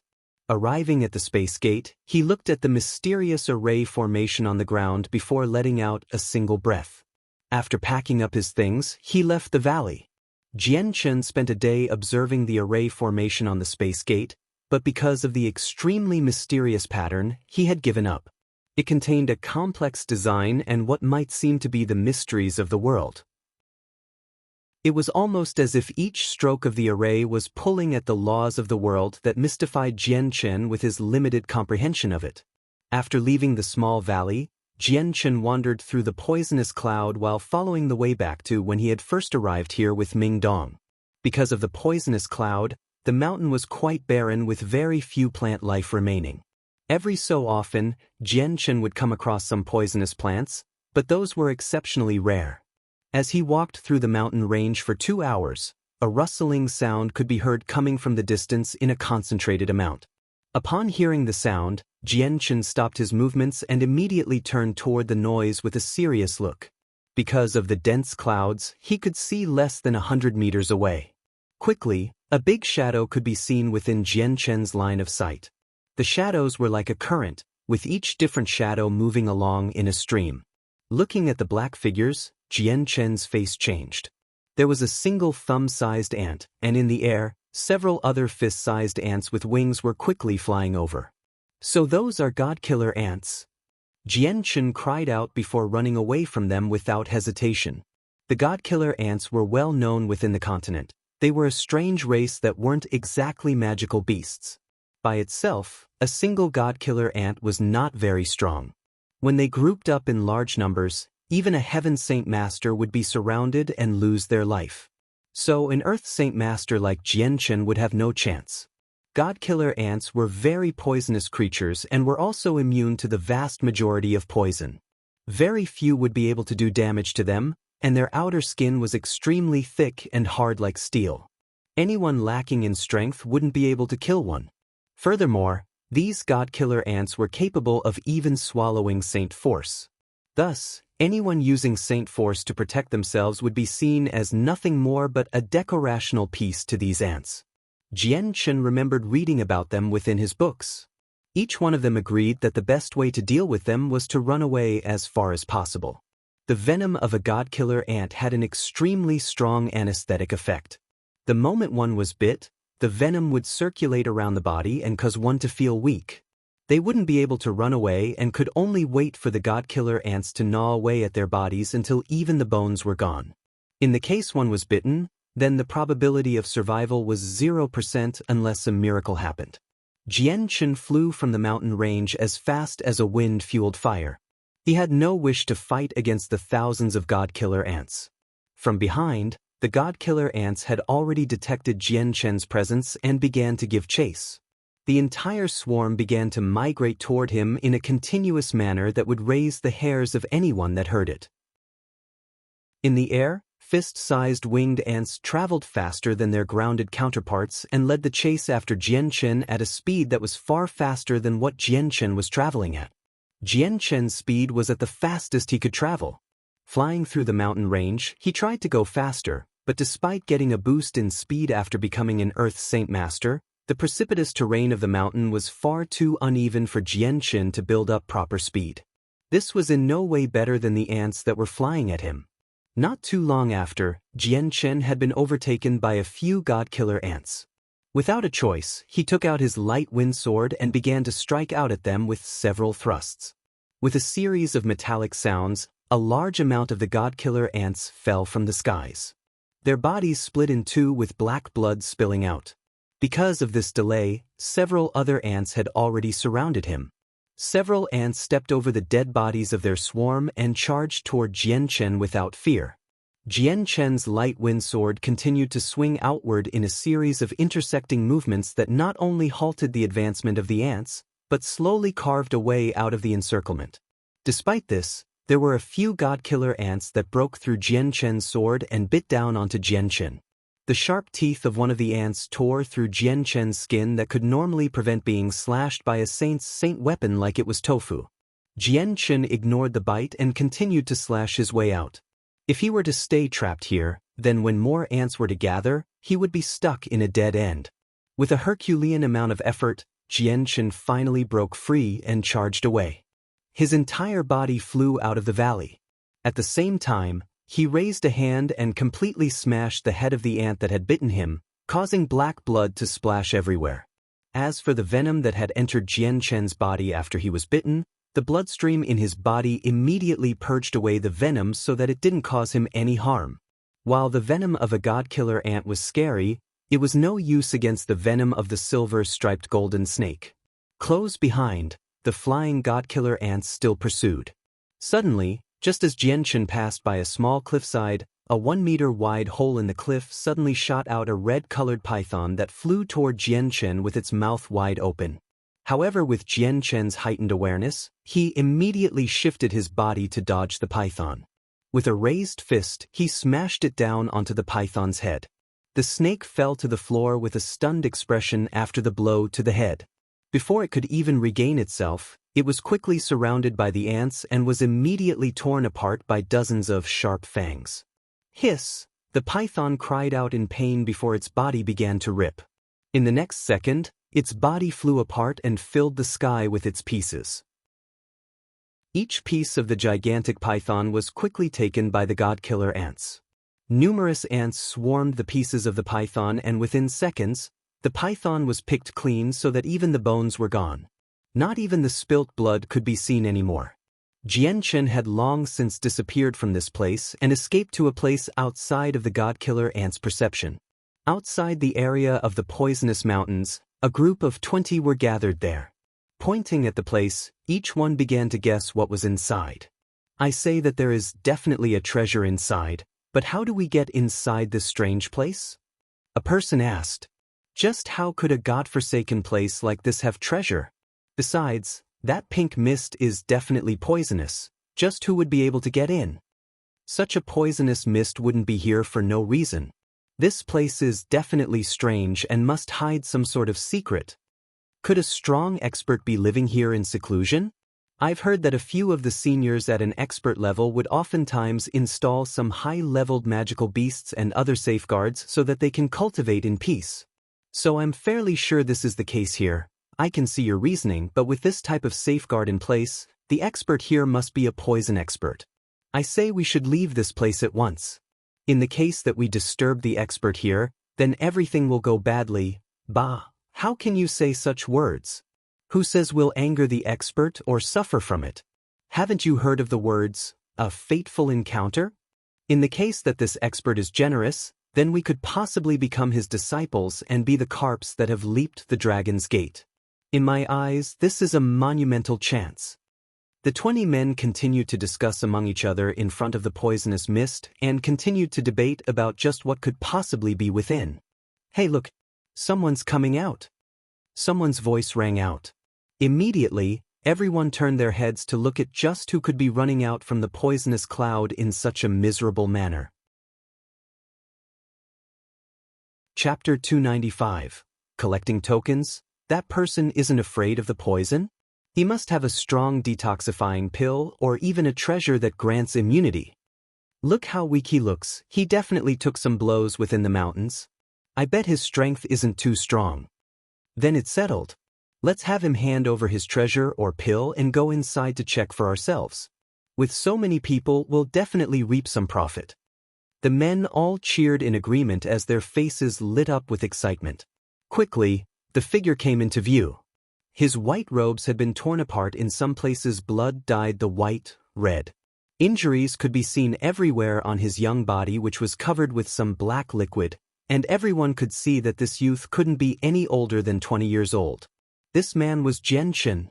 After escaping from the poisonous mountain, Jianchen took in a deep breath of fresh air. He had been chased by the swarm of god-killer ants and was forced into a miserable situation, but he had been fortunate enough to escape. Looking at the 20 men standing some distance away, he calmly took a handful of dirt and wiped at his black-colored hand. Afterward, he took a towel from his space ring and began to wipe at it. That's a space ring. Seeing how Jianchen took out a towel, a person cried out in shock as he realized just where it had came from. So he has a space ring? The entire group all lit up with excitement and greed as they looked at it with happy smiles. Immediately, a middle-aged man cried out to Jianchen, "Kid, who are you, and how did you come running out of the poisonous mist here?" Standing up, Jianchen looked at the group once more. Most of them looked to be around 30 to 40 years old, while their strengths ranged from the Great Saint Master to peak Great Saint Master level. Your question is quite strange. If I was able to enter the place, naturally I would be able to exit from the place. Jianchen spoke in a carefree manner with a kind smile directed at the group. Not understanding the stare Jianchen was giving them, the man continued to ask, "How were you not afraid of the poison? Just what did you use to be immune to it?" Jianchen laughed. "It'll be quite inconvenient to tell you." Hearing that, the middle-aged man gave a mutual look toward his friends. With a wave of his hands, the entire group surrounded Jianchen. "Kid, I don't wish to harm you. Just hand over your space ring and tell us just how you were able to be immune to the poison. Then we'll let you go. The man ordered. That's right, we are not ones for unnecessary slaughter. Seeing how you're this young, you still have a long life ahead of you. Just hand over your space ring obediently and tell us how you avoided being poisoned. A thin-looking man said, Kid, seeing how unblemished your skin is, you must not be accustomed to pain. Be a good boy and tell us what we need to know. Otherwise your handsome face will be no more. Then, don't blame us for not being able to find a nice lady. Another fierce-looking person said in a muffled voice. Although his words were straightforward, there was a sense of humor to them. Jianchen smiled at the group. Seeing how you don't seem to be such bad people, I won't shame you. Hand over your tokens and I will guarantee that I will not hurt you. These words caused the group to be stunned. Everyone began to roar with laughter as one of them said, How arrogant this child is, everyone come and shame him. Allow me. A large man volunteered as he walked forward to raise a fist at Jianchen. Seeing the incoming fist, Jianchen shook his head before bringing up his right hand to grab at the fist. With a small amount of power, the sounds of bones breaking could be heard as Jianchen started to crush the man's hand. Let go. You're hurting me. The man cried out in pain as he tried to tug away. This sight caused the other men to be shocked as their faces slowly grew serious. How fucking blind we are to miss that this kid is quite talented. Brothers, get him. At this, the rest of the men took out their saint weapons to attack. Jianchen extended 2 fingers and had some sword chi shoot straight out of them, reaching a foot in length. With a faint light, the sword chi flickered once before disappearing from view. Within a single second, Jianchen had moved around each member at least once. As soon as he reappeared, the clothes of the men all instantly turned into cloth strips. In an instant, the neat and orderly clothes fell in piles beneath their feet and revealed their bodies without a single scratch. The 20 men were stunned. Staring blankly at the destroyed remains of their clothes, they all looked at Jianchen in utter shock. Everyone, it would be in your best interest to hand over your tokens. Jianchen stood close by with a stunning smile directed at everyone. Why you? You're an Earth Saint Master? A man cried out in terror. There was a tone of utter disbelief in his voice as he asked to confirm his question. Hearing him, the other men all grew terrified as their eyes widened. They truly couldn't believe that this 20-year-old youth in front of them was somehow an expert of the Earth Saint Master level. How unfortunate. To think that the first youth we see is actually an Earth Saint Master. How the heavens have forsaken us. A man sighed before throwing down his space belt at Jianchen.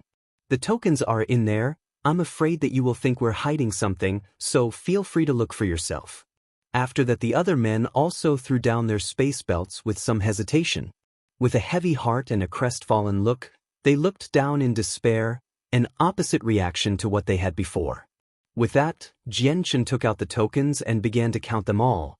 In total there were around 150 tokens. Without touching any of the other items, he handed back the space belts and left the place. The entire plains were filled with past battles. Dead corpses could be seen everywhere as Jianchen wandered through the entire place. In the past, he was able to easily grab tokens, but now that this round of the competition was coming to an end, practically all the tokens were within the hands of a few experts or a group of strong great saint masters. Those who were traveling by themselves or with a small group had their entire collection of tokens taken away already. 2 days later, while Jianchen saw many people, the profits were not that good. In total, he had only gained another 100 tokens. Although now he was emptying the space belts of everything else but food and clothes. Walking to a desolate area, Jianchen saw over 200 men fighting against each other. The battle seemed extraordinarily fierce and many people were already on the floor dying within their blood. After some time, the battle began to die down as 20 men remained. All of them were injured and had blood flowing down their bodies constantly. The 20 all belonged to the same group and began to clean up their wounds. A few of the more able-bodied men began to clean up the battleground to find some tokens. After the token collections were finished, the able-bodied men looked at each other and nodded. Straight away, They flew at the injured comrades and slashed at them. The brethren who had been fighting at their sides grew startled before falling to the ground after being slashed. How could you be this way? The one who had his heart stabbed immediately looked at the other man with disbelief. You've already sustained heavy injuries. You're not long for this world. I'm only hastening your journey there and saving you the suffering. One of them spoke. You'll receive judgment for this. As he spat out these words, he fell to the floor dead. Afterward, the survivors took the tokens from his dead body and left the area. Just as these men were about to leave, a white-robed youth suddenly appeared out of nowhere and blocked their paths. This person was Jianchen. Fellow brothers, how merciless you are. For the sake of a few tokens, you were willing to kill a friend that fought alongside you.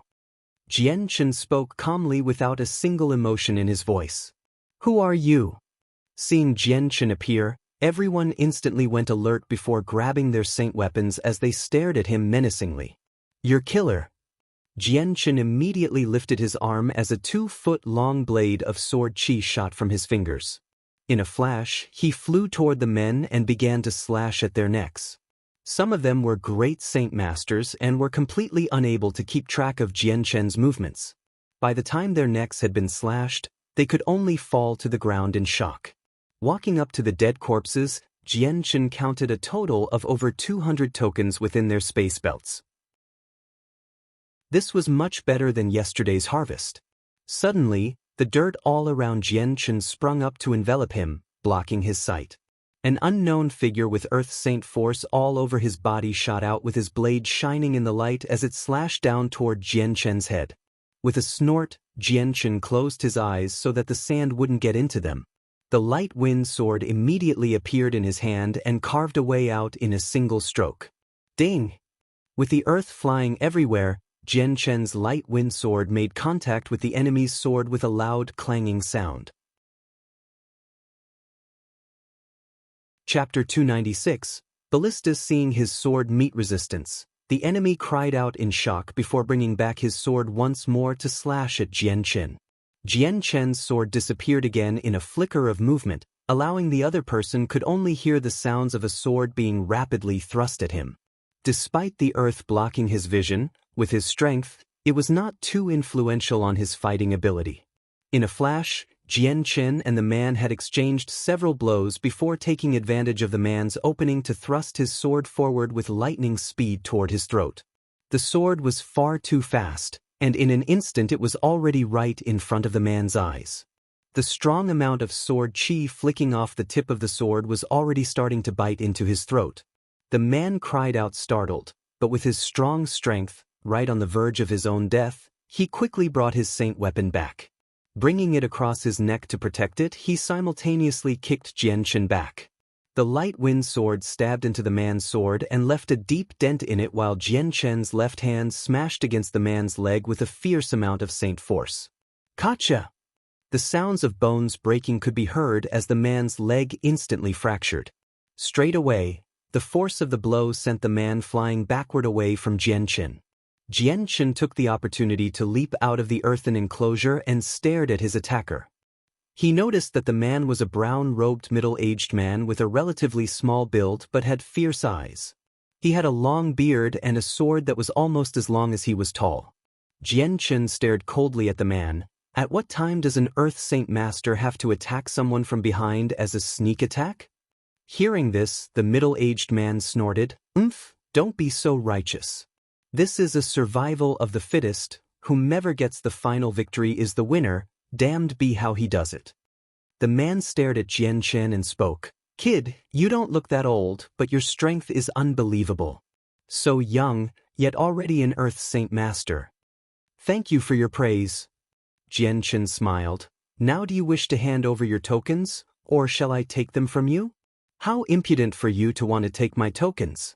Let's see if you have the strength to do so. The man snorted before waving his sword in preparation to fight once more. At the same time, a large amount of earth-attributed saint force began to condense over his body like armor, giving him a much stronger form of defense. Jianchen's sword was unbelievably fast. In a moment, a single sword strike could be seen in various angles, Each shadow image was incredibly hard to differentiate from fake to real. Right now, under Jian Chen's attacks, the middle-aged man barely had any time to breathe. Desperately retreating backward, his body was filled with sword cuts as his Earth-attributed Saint Force armor had almost been destroyed. He would not be able to last any longer. The man was dumbstruck now. He didn't think that Jian Chen would be this strong even though he was an Earth Saint Master.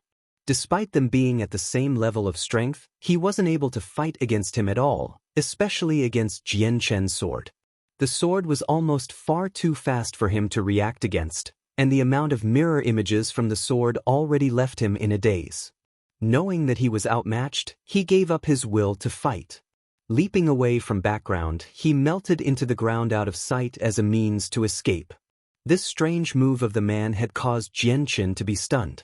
Seeing just how the man disappeared from sight into the ground, Jian Chen had been astonished. This was the very first time he had seen such an escape method. The man's escape technique didn't render him completely intangible. With every single movement he took, a small pile of dirt could be seen rising up. Anyone with sharp enough eyes would be able to detect it. Smirking slightly, Jian Chen leaped 30 meters forward into the air and then brought down his shining light wind sword onto a small packet of dirt with lightning speed. Pieces. As the sword slammed into the ground, a large fountain of blood sprayed into the air. Jian Chen's sword chi had somehow pierced into the middle-aged man. The man didn't have time to be shocked. Trying to move faster to escape now, he learned from his mistakes and dove deeper into the ground where it would be impossible to detect him. While Jian Chen was unable to fly in the air, he could at the very least hover in the skies for a small amount of time at the cost of a large amount of Saint Force. Floating 30 meters in the air, his cold eyes stared down at the ground looking for any possible direction the man may have escaped in. With the man diving deep underground, it was impossible for Jian Chen to detect him. A split second later, a small patch of grass shook slightly. With a start, Jian Chen immediately stabbed downward with no hesitation as the sword chi from his sword began to cover the area. The sword chi flooded the area like water in a bucket and began to slash apart the entire area. "You bastard, don't be too excessive." The man cried out as he leaped out from the ground with blood all over his body. Descending to the ground, Jian Chen charged at the man without another word. The middle-aged man had launched a sneak attack on him earlier, and if it weren't for the fact that the man wasn't that strong, then his blade would have killed Jian Chen and left him a lifeless being. Furthermore, the middle-aged man was an Earth Saint Master who had been acting with prudence. With over 10 months gone, this man must have collected plenty of tokens, which was what Jian Chen wanted. "Fuck, you bastard, I'll remember this day. I'll return this favor back to you 100-fold. The man swore angrily. Without hesitation, he dove back down underground and out of sight. "Where do you think you're going?" Jian Chen spoke. With some difficulty, he forced the man out from underground once more with his sword. Jian Chen's sword danced in his hand as a strong amount of sword chi flew toward the man to strike him. Dirt flew into the air as a spurt of blood shot out from underground. While the man was using this underground technique to escape, he couldn't go too deep and his movements were still visible. It was so noticeable for Jian Chen that he was able to land such a blow. Once again, the man was forced up from the ground. Without a single chance to catch his breath, Jian Chen's sword chi instantly shrouded the area where the middle-aged man stood. The man tried to brace himself for the worst, but with his heavy injuries, he was extremely slow. Now that he wasn't as nimble as before, he could only defend against 2 sword strikes before ultimately getting a 3rd sword strike through his shoulder. Stifling a pain-filled shout, his face twitched erratically in response to the injury.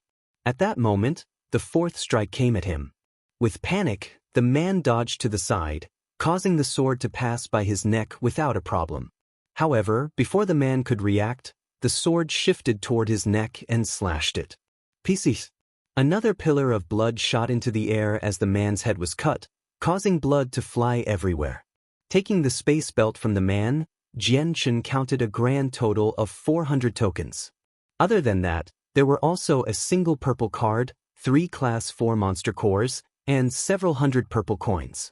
This was an extremely bountiful harvest. After collecting everything, Jian Chen left the area.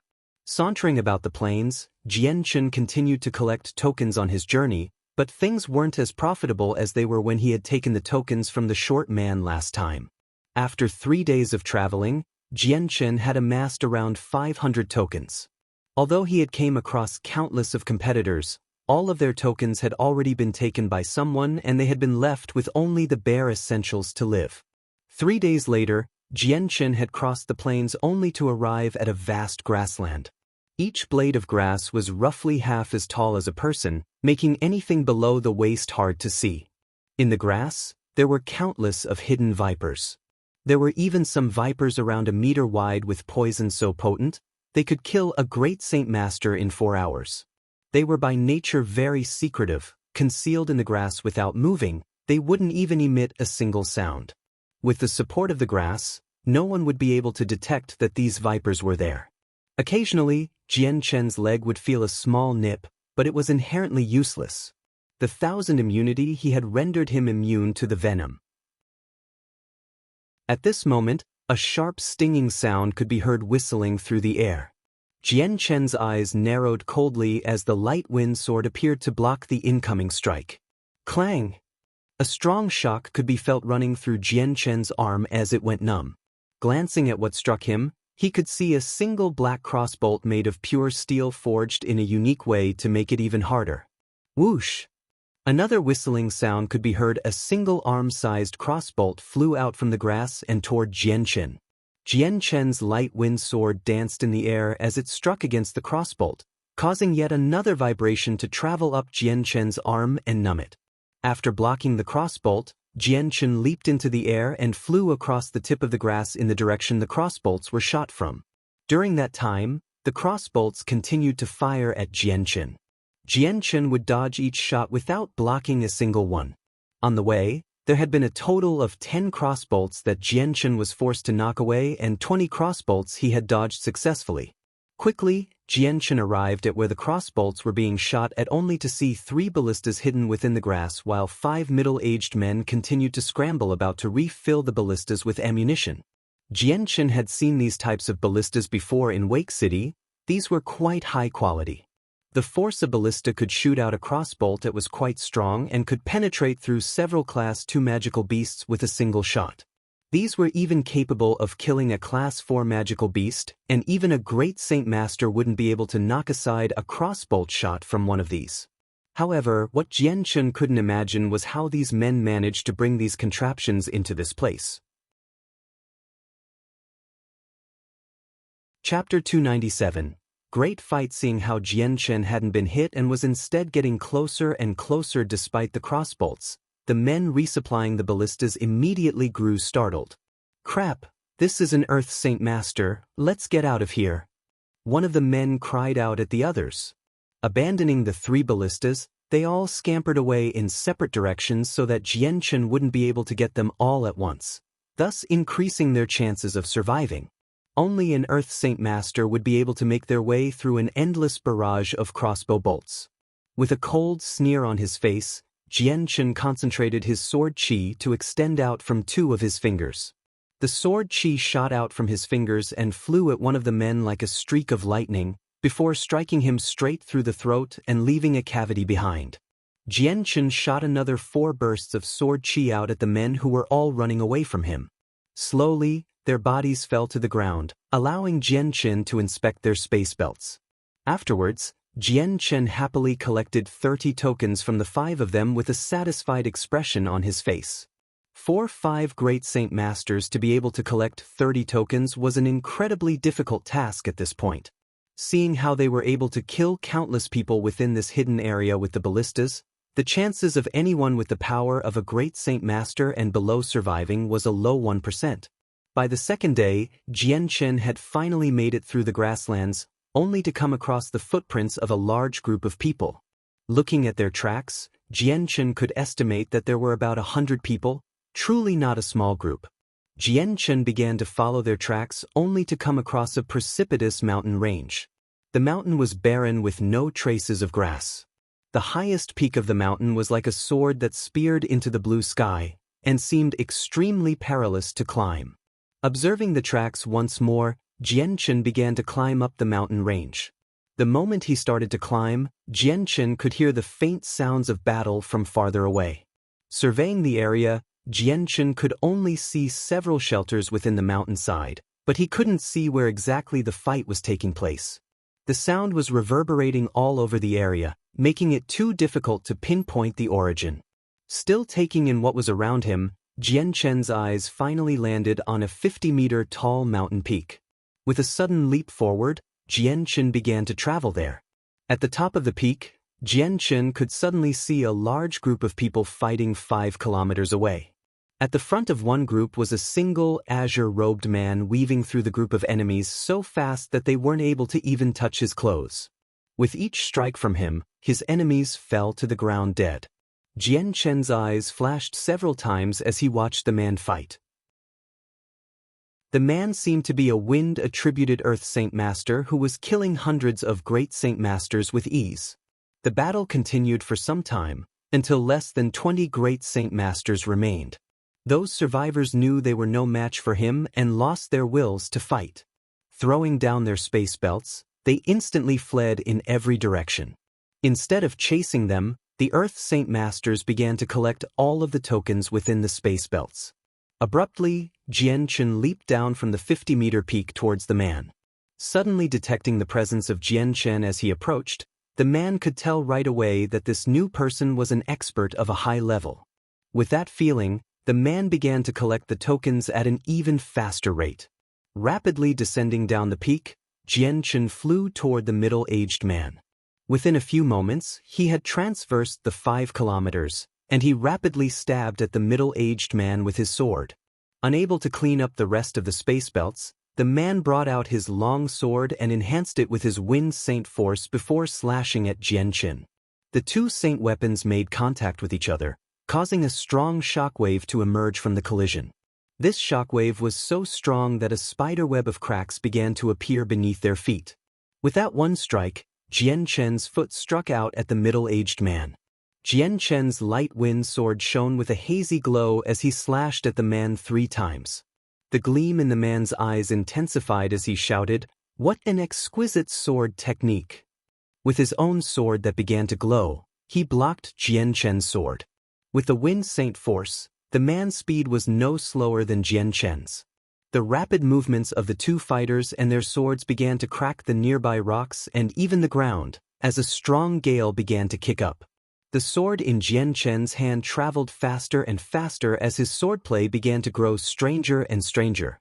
This rapid change of movements caused even the wind-attributed Earth Saint Master to feel a great strain as he blocked the sword that slowly forced him to a greater disadvantage. With each strike, the man's face grew more serious. He hadn't thought that he would meet such a young and strong individual today. Despite Jianchen's age, he could already pressure a 5th cycle Earth Saint Master to a devastating degree. Suddenly, Jianchen's sword blurred, immediately transforming into several mirror images that were so numerous they covered the sky and entrapped the man within. With a grave expression, the man flew backwards as the sword in his hand began to glow with a cyan light. He pointed his sword up at the sky and cried out, "Wind burst!" The cyan light on the sword scattered into thousands of pieces before melting away into the air.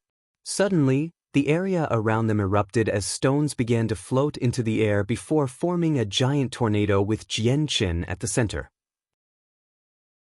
As if suddenly weighed down by a great restriction, Jianchen felt the tornado pull at his body from every direction as it tried to blow him into the air. However, Jianchen firmly planted himself to the ground and did not budge from his spot. Although he was suffering from the suction of the tornado, Jianchen forced himself to stay down on the ground. If either of his legs were to give way, then his entire body would be sent flying into the sky. The man's sword dazzled in the light. With the sword still held straight upwards, he cried out once more, "Squall dance!" With that command, the squall flew faster, almost as if each blade of wind was a sword that cut into Jianchen's body. His clothes were already being slashed apart, and the tiniest of cuts could be seen on his body already. Blood began to flow out from his body and into the air.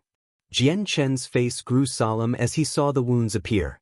This man's strength was beyond what he'd expected. This man could be said to be the strongest Earth Saint Master he had seen so far. Ah! Suddenly, Jian Chen roared at the sky with a grand voice that could be heard by anyone within a 10-mile distance. His saint force burst out of his body.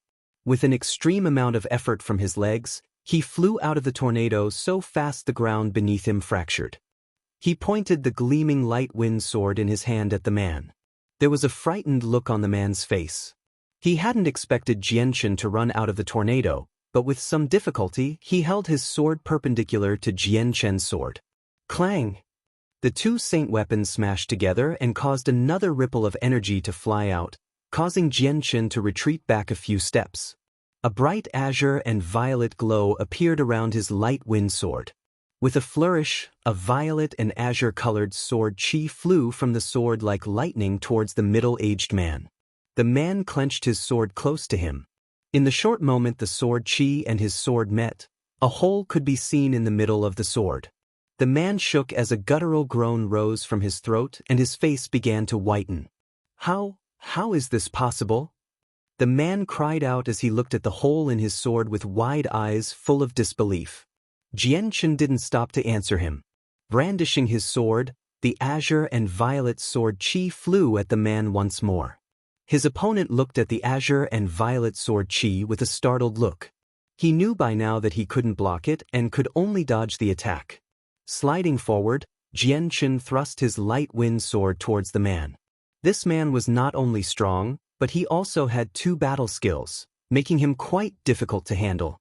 If it weren't for the azure and violet sword chi, Jian Chen would have been incapable of killing him. With his sharp eyes, the man looked at Jian Chen's sword where he saw the faint glow of the azure and violet sword chi, instantly drawing the connection between that and the sword chi that had struck his saint weapon.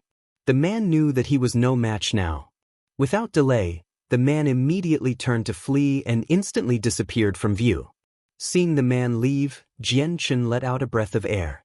The man was a wind-attributed Earth Saint Master, so if he wanted to leave, Jian Chen wouldn't be able to capture him. Jian Chen began to feel some regret in his heart. He had originally thought that he would be able to get a nice profit since this man was extremely strong and vigilant. The moment his opponent saw the sword chi, he immediately fled from Jian Chen, who could only look on in dismay. Jian Chen looked at the rest of the corpses with some hesitation before shifting his gaze towards the remaining space belts. In total, there were about 30 tokens. If the man hadn't taken the rest of the tokens, then Jian Chen's profits would likely have been much higher. Afterwards, Jian Chen continued on towards the mountains in search of prey. Bang! Suddenly, a loud sound could be heard from far away as a giant fireball appeared out of nowhere and flew at Jian Chen. Chapter 298. The yellow-clothed girl seeing the giant fireball flying through the air at him, Jian Chen could only stare in shock, but quickly he brought himself back to his senses and leaped out of the way. Bang! An ear-deafening sound could be heard as the fireball exploded where Jian Chen used to be standing. The crater left behind was approximately 3 meters wide and had split the entire ground near it while burning up everything in the impact zone.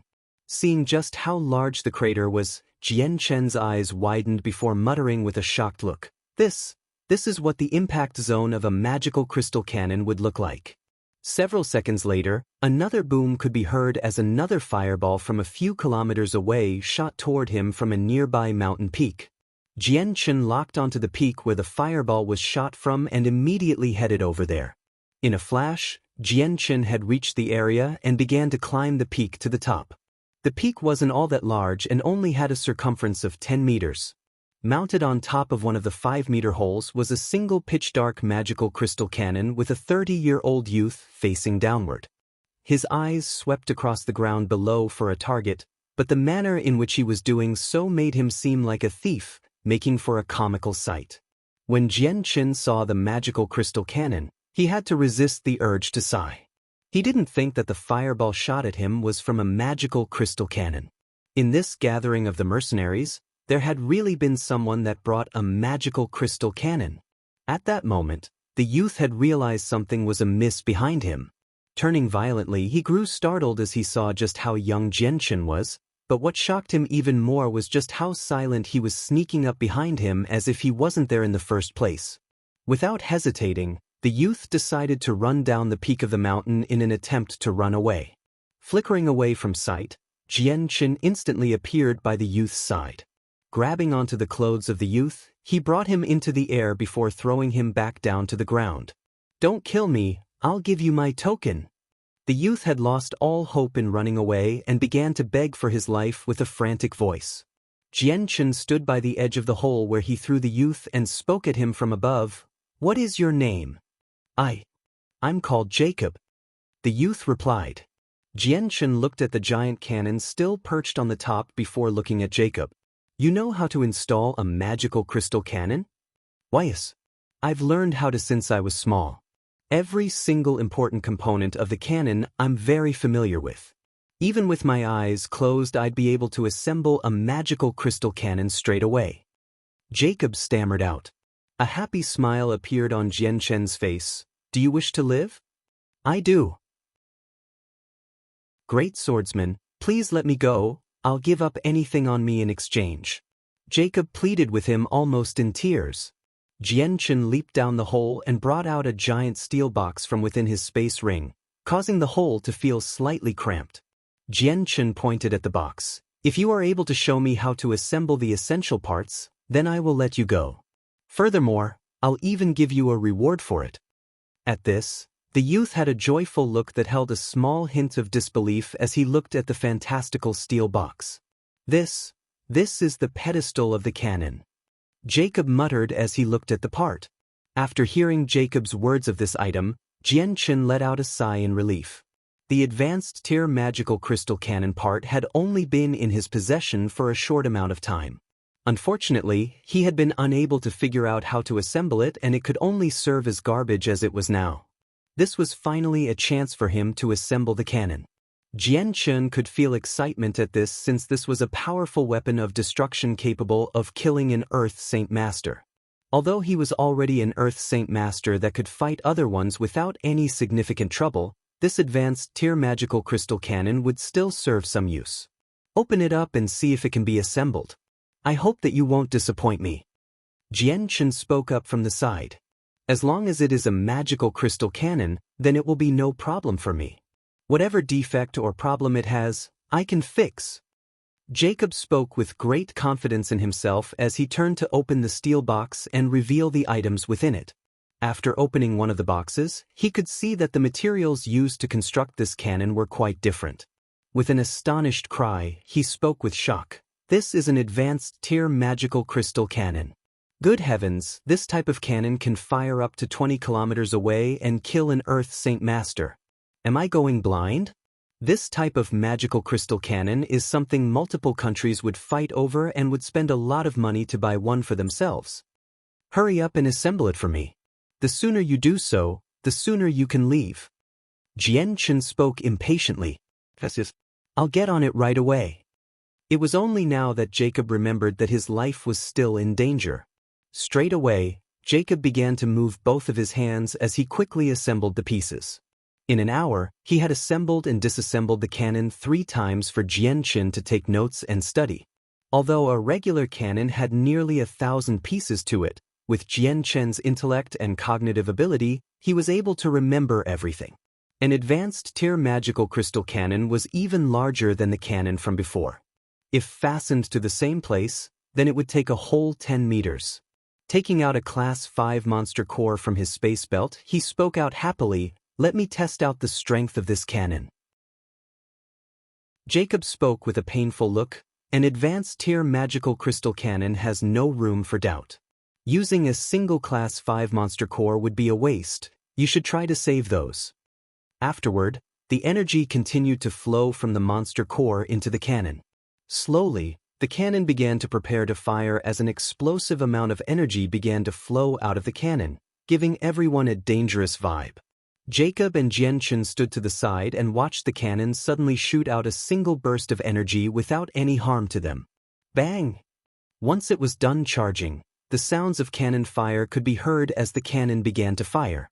Both people could only see a shining ball of light shoot out of the cannon before flying into the sky before finally landing on top of a nearby mountain peak. Bang! From far away, Jian Qin could feel a disturbance in the air. Smoke filled the air as the peak that had been fired at began to crumble away with large rocks and a crumbling sound. As for the sky above, there was a giant mushroom right above that shocked anyone that saw it. Half a moment later, Jian Qin slowly set out toward the peak only to discover that the top part of the peak had been obliterated without a single piece left behind. This is the power of an advanced tier magical crystal cannon? How astonishing! It is no wonder that this is a weapon that can kill even Earth Saint Masters. Jacob spoke to Jian Qin with a look of astonishment. Even Jian Qin had been intimidated by the power of the cannons. With this, not only could he kill an Earth Saint Master, but even Class 5 magical beasts.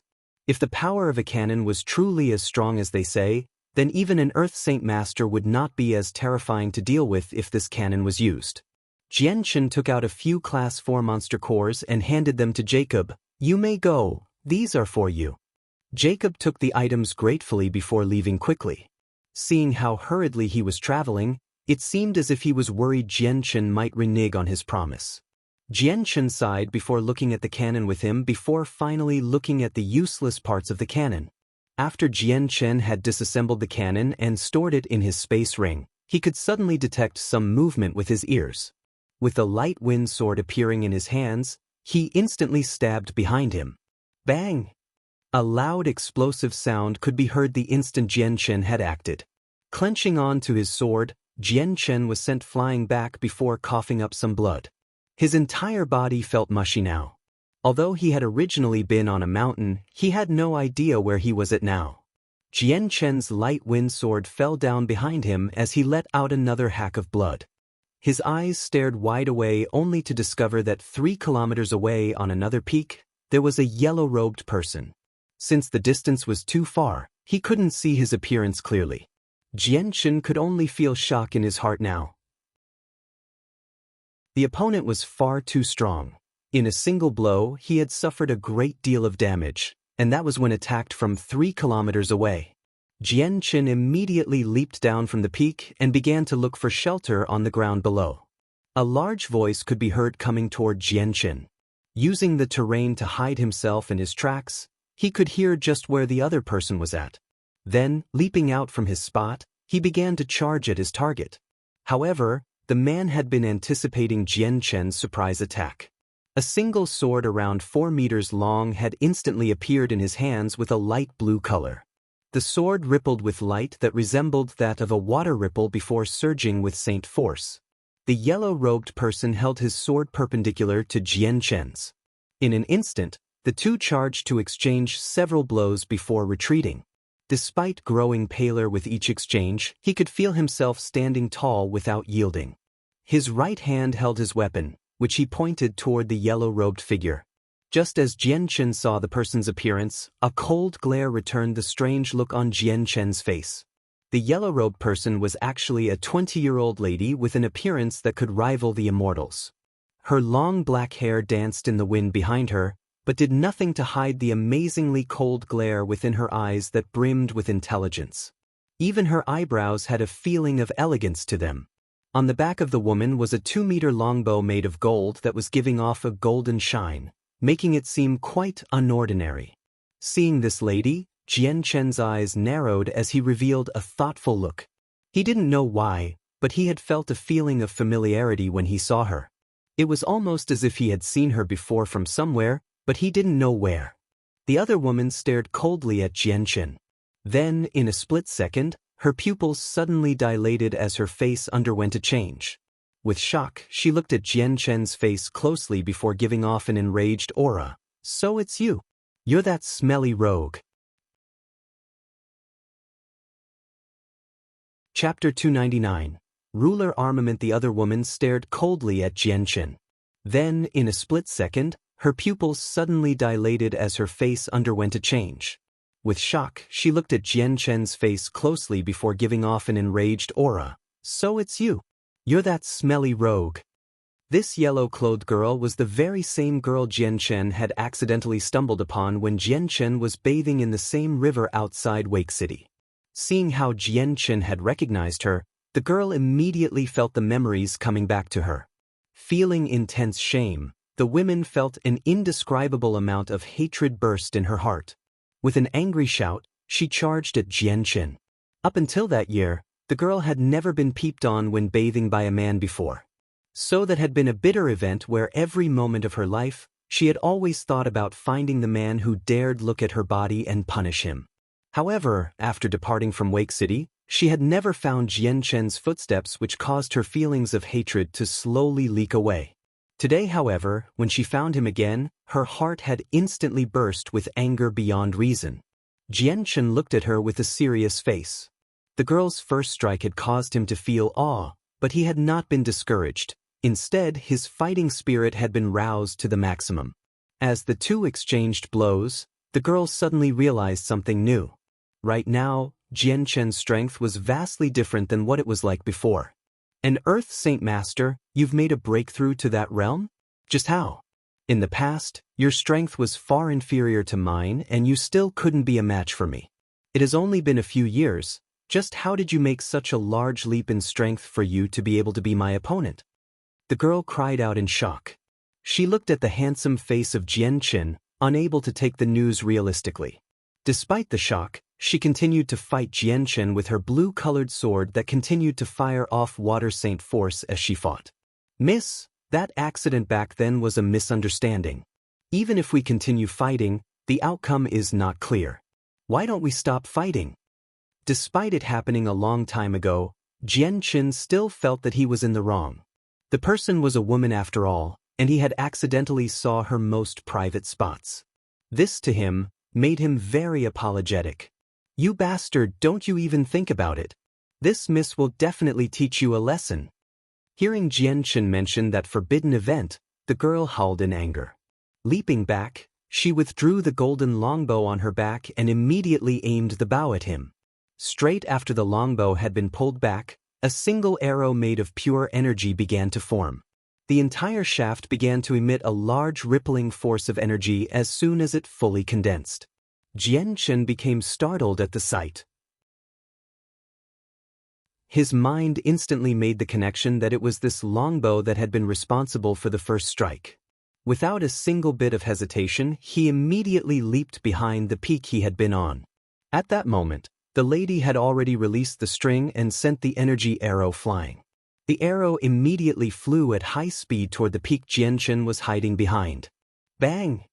Following an ear-deafening sound, the 300-meter-tall peak immediately toppled down in a cascade of rocks. Jian Chen's ash-covered body flew out of the rubble with amazement. The longbow in the girl's possession was far too strong. He didn't know what type of weapon it was, but it was able to release the same amount of power from an Earth Saint Master as an advanced tier magical crystal cannon could. Just as Jian Chen landed on the ground, the girl came at him with an arrow already flying straight at him once more. Startled, Jian Chen immediately threw himself to the side as another golden arrow flew through where Jian Chen was once standing at. Bang! Another mountain peak crumbled from the strike due to the overpowering might of the golden longbow. Every arrow was capable of destroying a mountain peak and could even bring an Earth Saint Master to a standstill. The longbow might have been able to strike against a Heaven Saint Master. Jian Chen's figure continued to flicker away from sight as he dodged the girl's arrows. Although the arrows were traveling at an extremely fast speed, Jian Chen himself wasn't all that slow. He was always able to dodge at the last moment so that the closest arrow hadn't even nicked him, thus escaping danger. After a while, Jian Chen began to lose strength. He didn't dare take on another arrow now since each arrow was capable of causing a tremendous amount of damage. Bastard, if you're a man, don't even think about running away. Releasing another barrage of 20 arrows, the girl cried out in anger. I don't wish to stand around to be your live shooting target, I'm just not that foolish. Jian Chen spoke. You, the woman immediately felt her cheeks redden in anger. Even with the anger she felt toward Jian Chen, she couldn't help but feel conflicted. In the past, she had desperately wished to turn the one who looked at her naked body into mincemeat, but now, She realized that the scoundrel that had seen and touched her had inexplicably grew to the same level as her. Despite that huge jump, however, she still couldn't accept him as someone respectable. Ah, Luan Air, it's a good thing that you made such a ruckus here, or else I never would have been able to find you. You've made me suffer quite a bit. Suddenly, 5 men came out of nowhere and landed nearby. Upon hearing them, the girl's face suddenly grew dark. Immediately halting her attack on Jianchen, she leaped back and began to shoot her longbow at the 5 newcomers with no hesitation. Whoosh! The golden arrows flew through the air with a whistling sound as they traveled toward the men. The men dropped down from the peak they were standing on as the golden arrow flew toward them. Just as an arrow was about to make contact, a transparent barrier appeared and covered them all. The powerful golden arrow made contact with the barrier, trembling for a moment, but it successfully blocked the arrow, protecting the men inside. Luan Air, don't waste your energy. Your ruler armament can't hurt me. One of the youths from the group laughed. His age wasn't all that old and looked to be around Ming Dong's age, near 27 or 28. Ruler's armament? Could that longbow be a ruler's armament? Jianchen was filled with confusion. A ruler armament was something he was unfamiliar with since this was the first time he had heard of it. Miss Luan Air, you should hand over your ruler armament. There is no one around to protect you, and I see no way for you to escape our grasp. The youth laughed with a casual smile. The girl's face seemed to have frozen over as she looked at the 5 with a furious look. Wanting my ruler armament is wishful thinking. Wait until we make it out. Uncle Feng and Uncle Yun will definitely avenge this.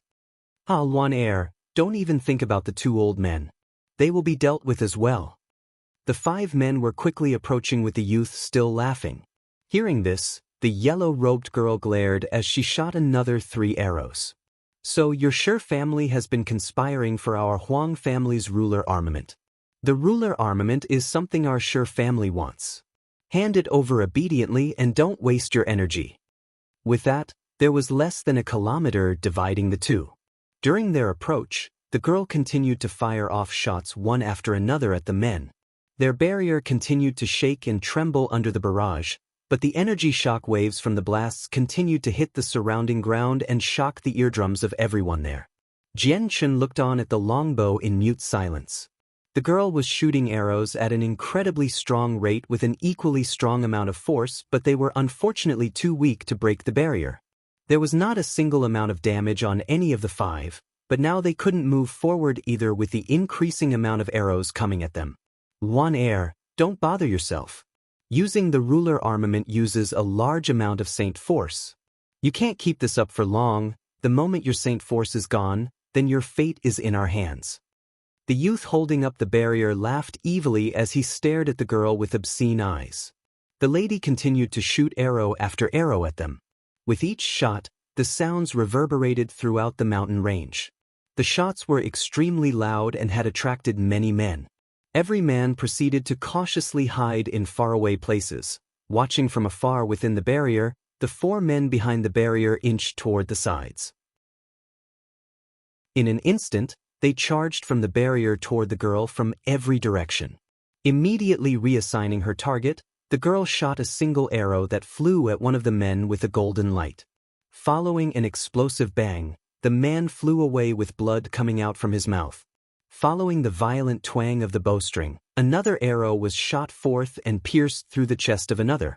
A hole the size of a small fist could be seen after the arrow flew through and had completely obliterated the organs within his body.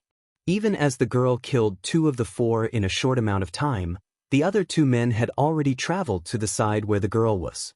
In an instant, their saint weapons appeared in their hands as they slashed down at her.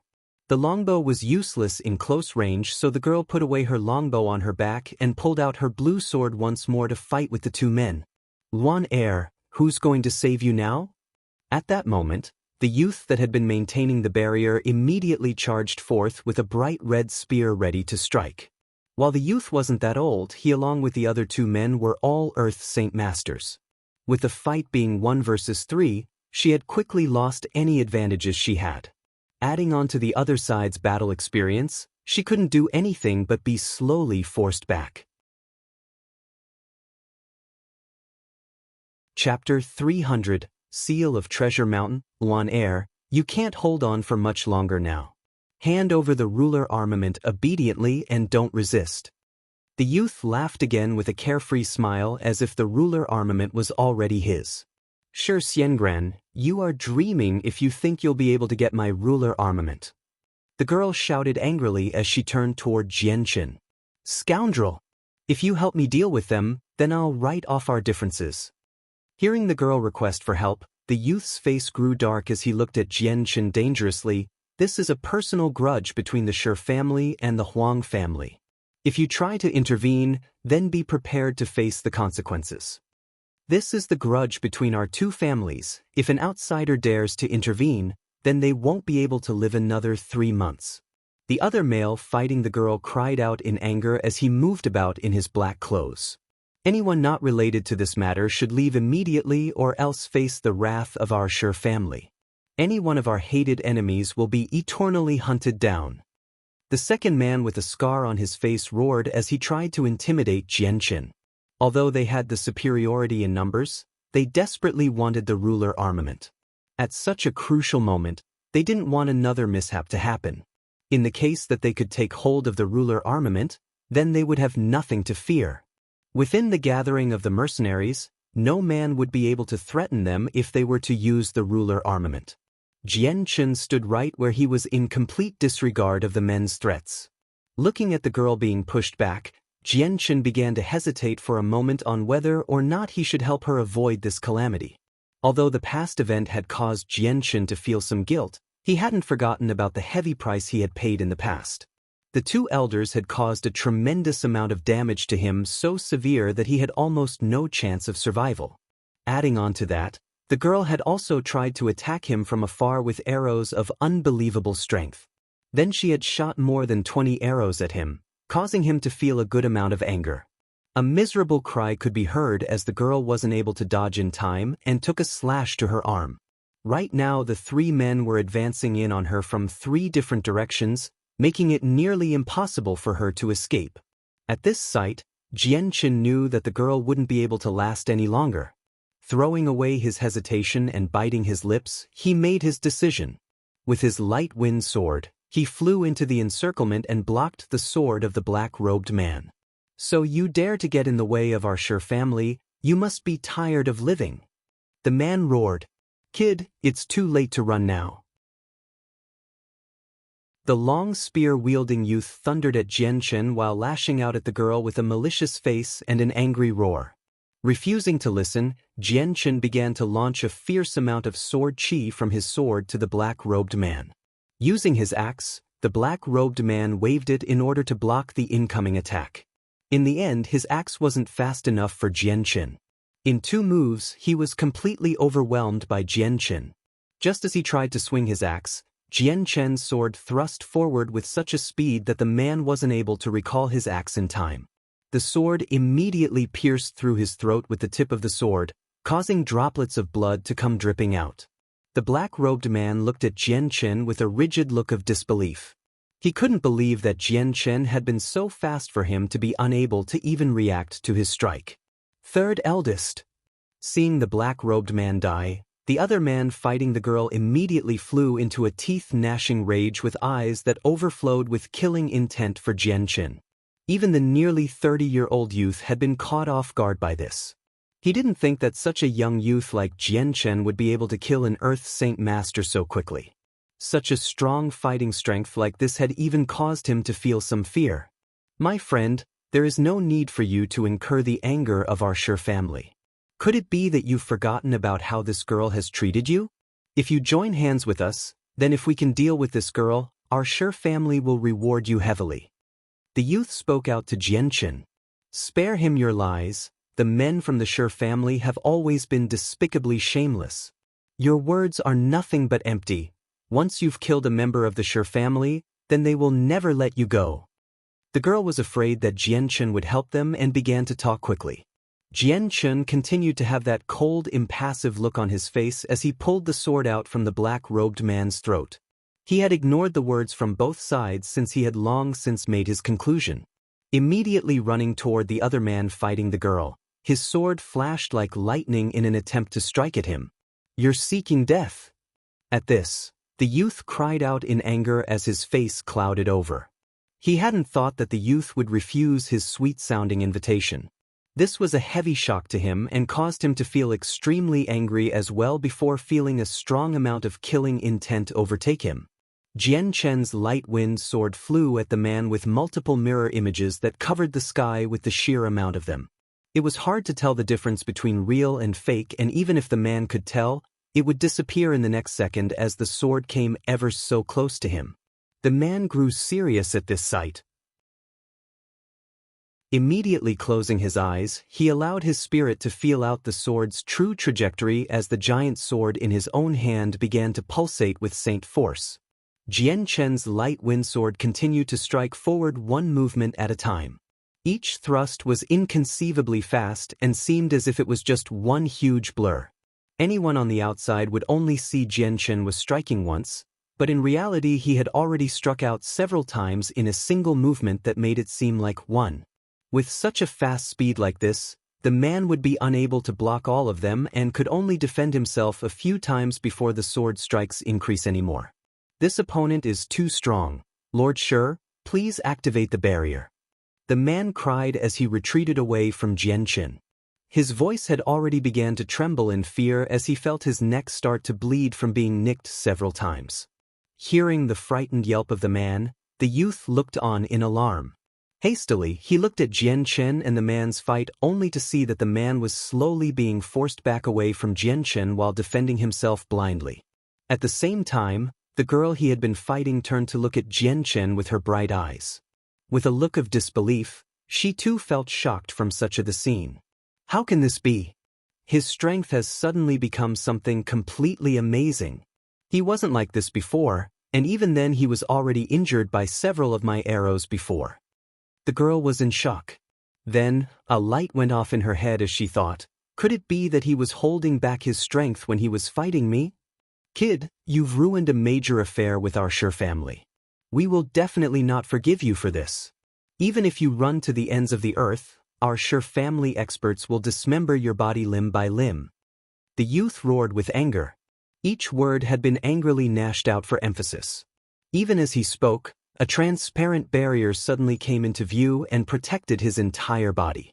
The youth retreated from his battle with the girl and came to protect the middle-aged man from Jian Chen's attack. His long spear was like a viper that blurred as it flew at Jian Chen's heart. Jian Chen's light wind sword suddenly began to spike with an incredibly sharp amount of sword qi. As it met the long spear, the sword slid across the spear's shaft to stab fiercely into the barrier. The barrier shook for a moment before regaining a tranquil state almost instantly. While the barrier looked weak, the defenses were actually absurdly strong, so even Jian Chen's sword was unable to shatter it. The youth behind the barrier looked at the sword with some fear before glaring at Jian Chen with a sneer. "Kid, you're not long for life now." With that, he hefted his spear upward before smashing down at him with a whistling sound.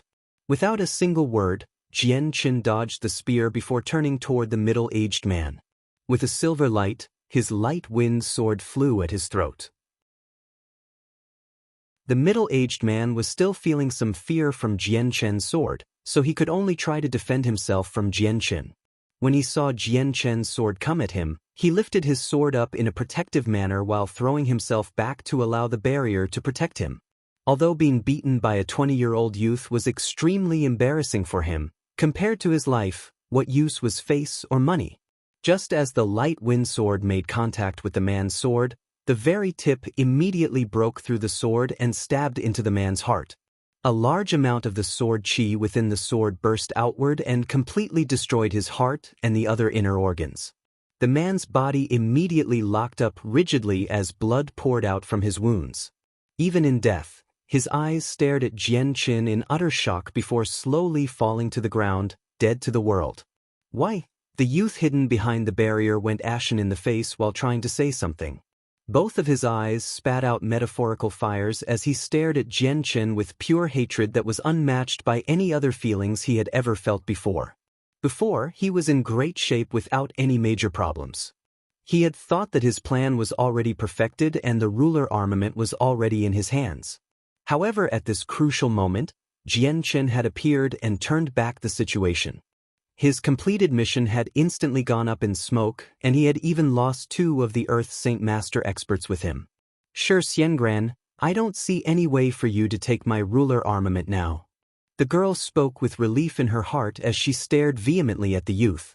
A few days ago, the fellow bodyguards from the Huang family had valiantly given up their lives in order to protect her from the Shi family men. Just thinking about those deaths had caused the girl to feel an extreme amount of grief and anguish. Slowly retrieving the longbow on her back, she drew the longbow and pointed it at Shi Xiangran despite knowing her strength wasn't strong enough to break the barrier. Shi Xiangran's face grew extremely dark. Good. I wasn't planning on using my secret treasure, but you've really forced my hand. With that, Shi Xiangran suddenly took out an iron chunk within the space ring on his finger. The chunk was dark green in color and had a simple decorative design on it. The moment the girl saw the chunk in his hands, her face instantly grew shocked. That's the seal of Treasure Mountain. I didn't think that the Shi family would have allowed you to carry such a priceless defensive treasure. Chapter 301. The Terrifying Seal of Treasure Mountain. I didn't think you would even know about the seal of Treasure Mountain our Shi family took possession of a few dozen years ago. Shi Xiangran laughed darkly. Immediately putting away her longbow on her back, she continued to run before turning her head towards Jian Chen as she called out to him, "Scoundrel, we have to run." Even as she cried out to him, she was already running far away with a panicked look. Jian Chen looked at the frantic girl with some confusion. He was completely puzzled. Could the iron chunk in Shi Xiangran's hand contain some sort of terrifying power? Despite the confusion, Jian Chen knew that he was completely unaware of whatever secret it might contain. Without any hesitation, he turned and began to run from Shi Xiangran. With the seal of Treasure Mountain, you shouldn't even think about escaping. Shi Xiangran's face grew dark as he threw the iron chunk into the air. As soon as it flew into the air, the iron chunk began to transform into a 100-meter-long circumference iron seal as it flew toward Jian Chen's head at an inconceivable speed. Jian Chen's eyes widened as he stared in complete shock at the base of the pitch-black iron seal. He couldn't believe what he was seeing. Jian Chen could swear that he had never once seen or heard about something like this before. Just what is this eccentric item? Jian Chen thought with shock and curiosity. However, the floating iron seal didn't give Jian Chen any time to think and immediately came down on Jian Chen with a huge amount of pressure. It was with a startling realization that Jian Chen had finally figured out the secret behind the iron seal. This was used for smashing people. If anyone were to be smashed by this, then they would take a tremendous amount of damage. Jian Chen quickly ran outside. The 100-meter-long circumference iron seal descended so quickly that before Jian Chen had even run 20 meters outwards, the iron seal was already falling down towards his head. With an explosive shout, Jian Chen brought his saint weapon up against the base of the iron seal in hopes of slowing its descent. Just then, the density of the iron seal far outweighed the force Jian Chen exerted.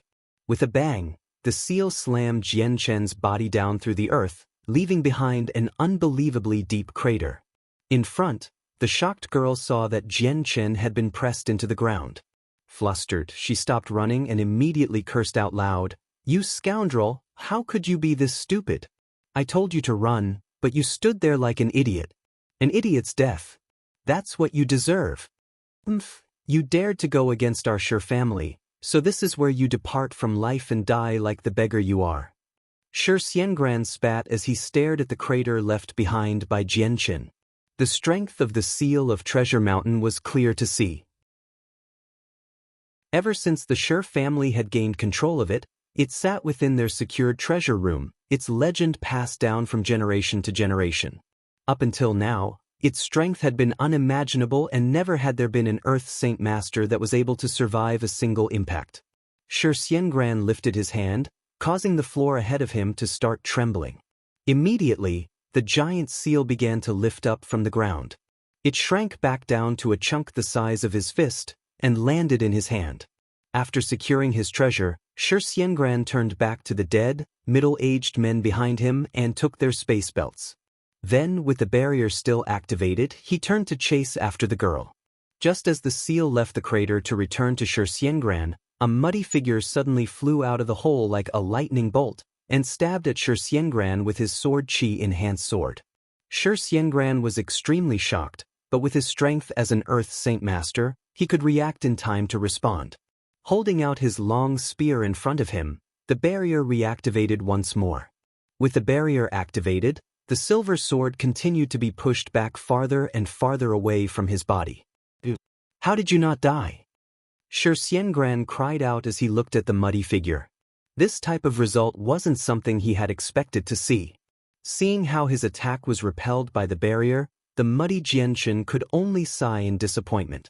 Quickly kneeling down to the ground, he spat out a mouthful of blood.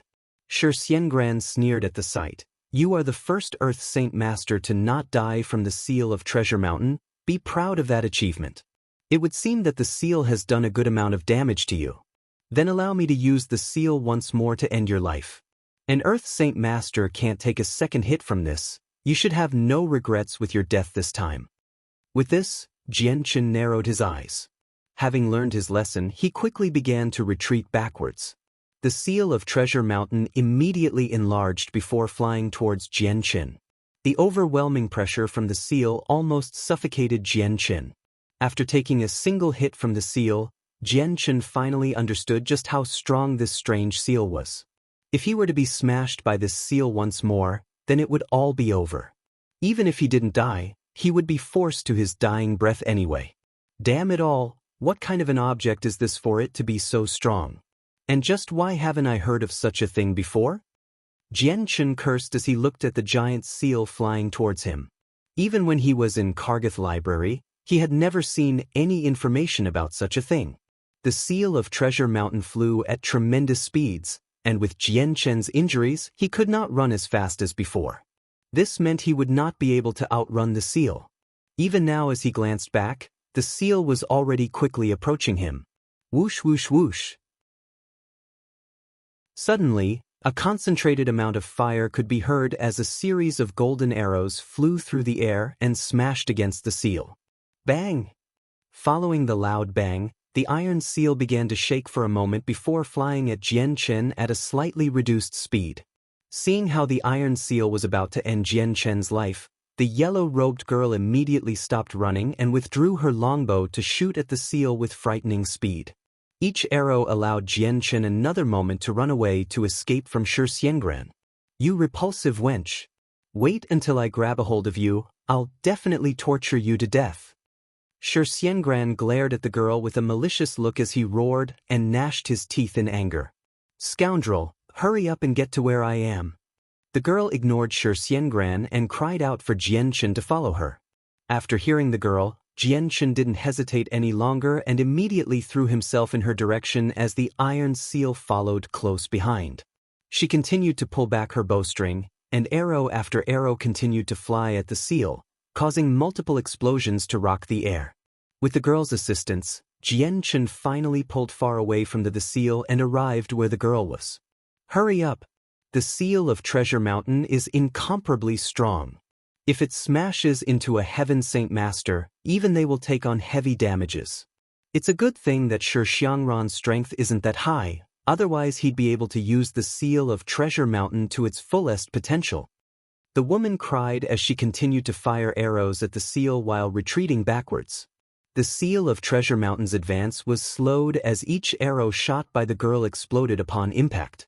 At the same time, she and Jianchen continued to run away from it. After a certain distance, the girl aimed her bow at Shi. Although her arrow wouldn't be able to hurt him, the explosive arrows would still prevent him from moving forwards. The seal of Treasure Mountain can't get 50 meters out of his reach, otherwise it'll be uncontrollable. The girl explained to Jianchen as if she was very familiar with the treasure. As the two ran farther and farther away, Shi could only watch from afar while being pelted with arrows. They eventually disappeared from sight. For hours later, Jianchen and the girl finally came to a stop 10 kilometers away and found a mountain cave to take refuge in. The cave wasn't too large, and there were even traces of someone having enlarged the hole. Sounds of crackling could occasionally be heard from the small campfire lighting up the cave. Jianchen lay powerless on the ground with a pale face. First, he had been hurt by the girl's arrows and then fought in a battle with her. Then, before his body had even healed from his wounds, he had been smashed deep into the ground by the giant iron seal. This had caused more damage to his body than he was used to, and had even threatened his life. Right now his entire body was crushed and damaged to a large extent. If a regular Earth Saint Master were to be hit by the seal of Treasure Mountain, then they would have died for sure. The sounds of clothes being torn could be heard as the girl tended to the wound on her arm behind a large rock. The longbow continued to stay on her back for safety. Cough. Jianchen coughed twice as 2 mouthfuls of blood flew out from his mouth. With his current injuries, it was imperative that he heal as quickly as possible. However, with the girl nearby, he wasn't able to use his Radiant Saint Force to heal himself. If he were to use it, then his secret would definitely be revealed.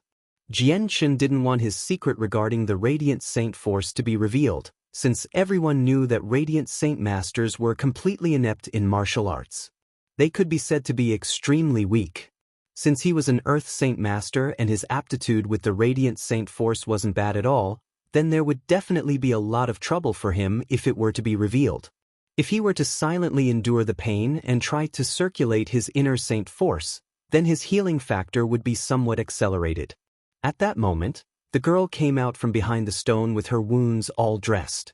Looking at the muddy Jianchen, her eyes revealed a rare emotion of worry before quickly being hidden once more.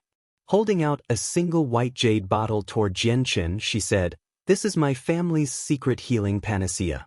Go and use it."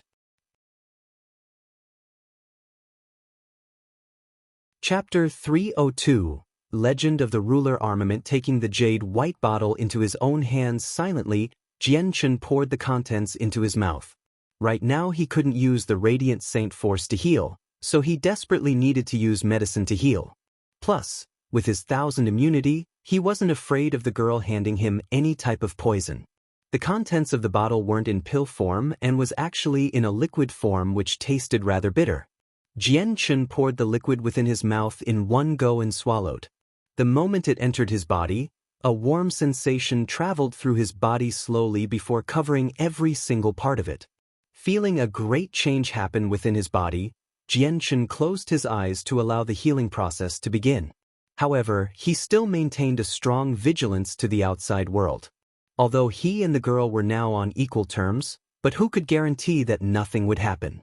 Who knew if this girl from a grand and rich family would suddenly strike at him with her sword? Looking at Jianchen close his eyes while he healed with a complicated look, the girl walked over to the campfire silently. Sitting down, she held her knees together with both hands and stared at the dancing fire with her bright and intelligent eyes, her thoughts unknown to the world. The cave descended into an unnatural quiet. Only the sounds of the crackling fire could be heard. With the tree branches feeding the fire, it would occasionally let out a snapping sound. As Jianchen continued to heal, the girl never struck out at him once.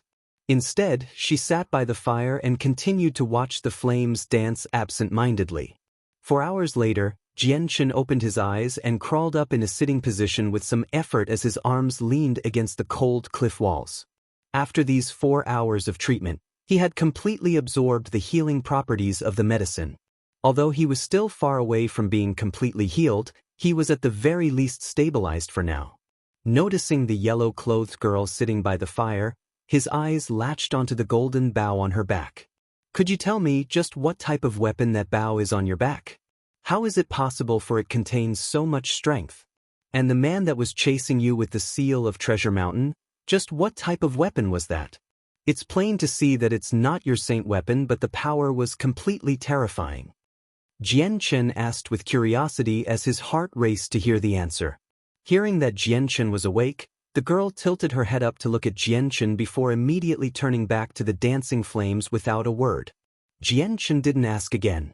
He knew that this matter was extremely secretive, and if the girl wasn't willing to tell him, then he wouldn't beg. "Those weapons are ruler armaments." After some time, the girl finally spoke. "The conditions of making a ruler armament are very unkind. There aren't many of them within the Tianyuan continent, and it is said that ruler armaments are the weapons of saint rulers. After a saint ruler dies, instead of their saint weapon decomposing away into the world, they retain their form perfectly. The girl slowly began to explain as she held her longbow. Then silently she said, "This longbow's name is the Solunar Bow. This is our Huang family's ruler armament that has been passed down from generation to generation and has become our ancient family heirloom for the next generation.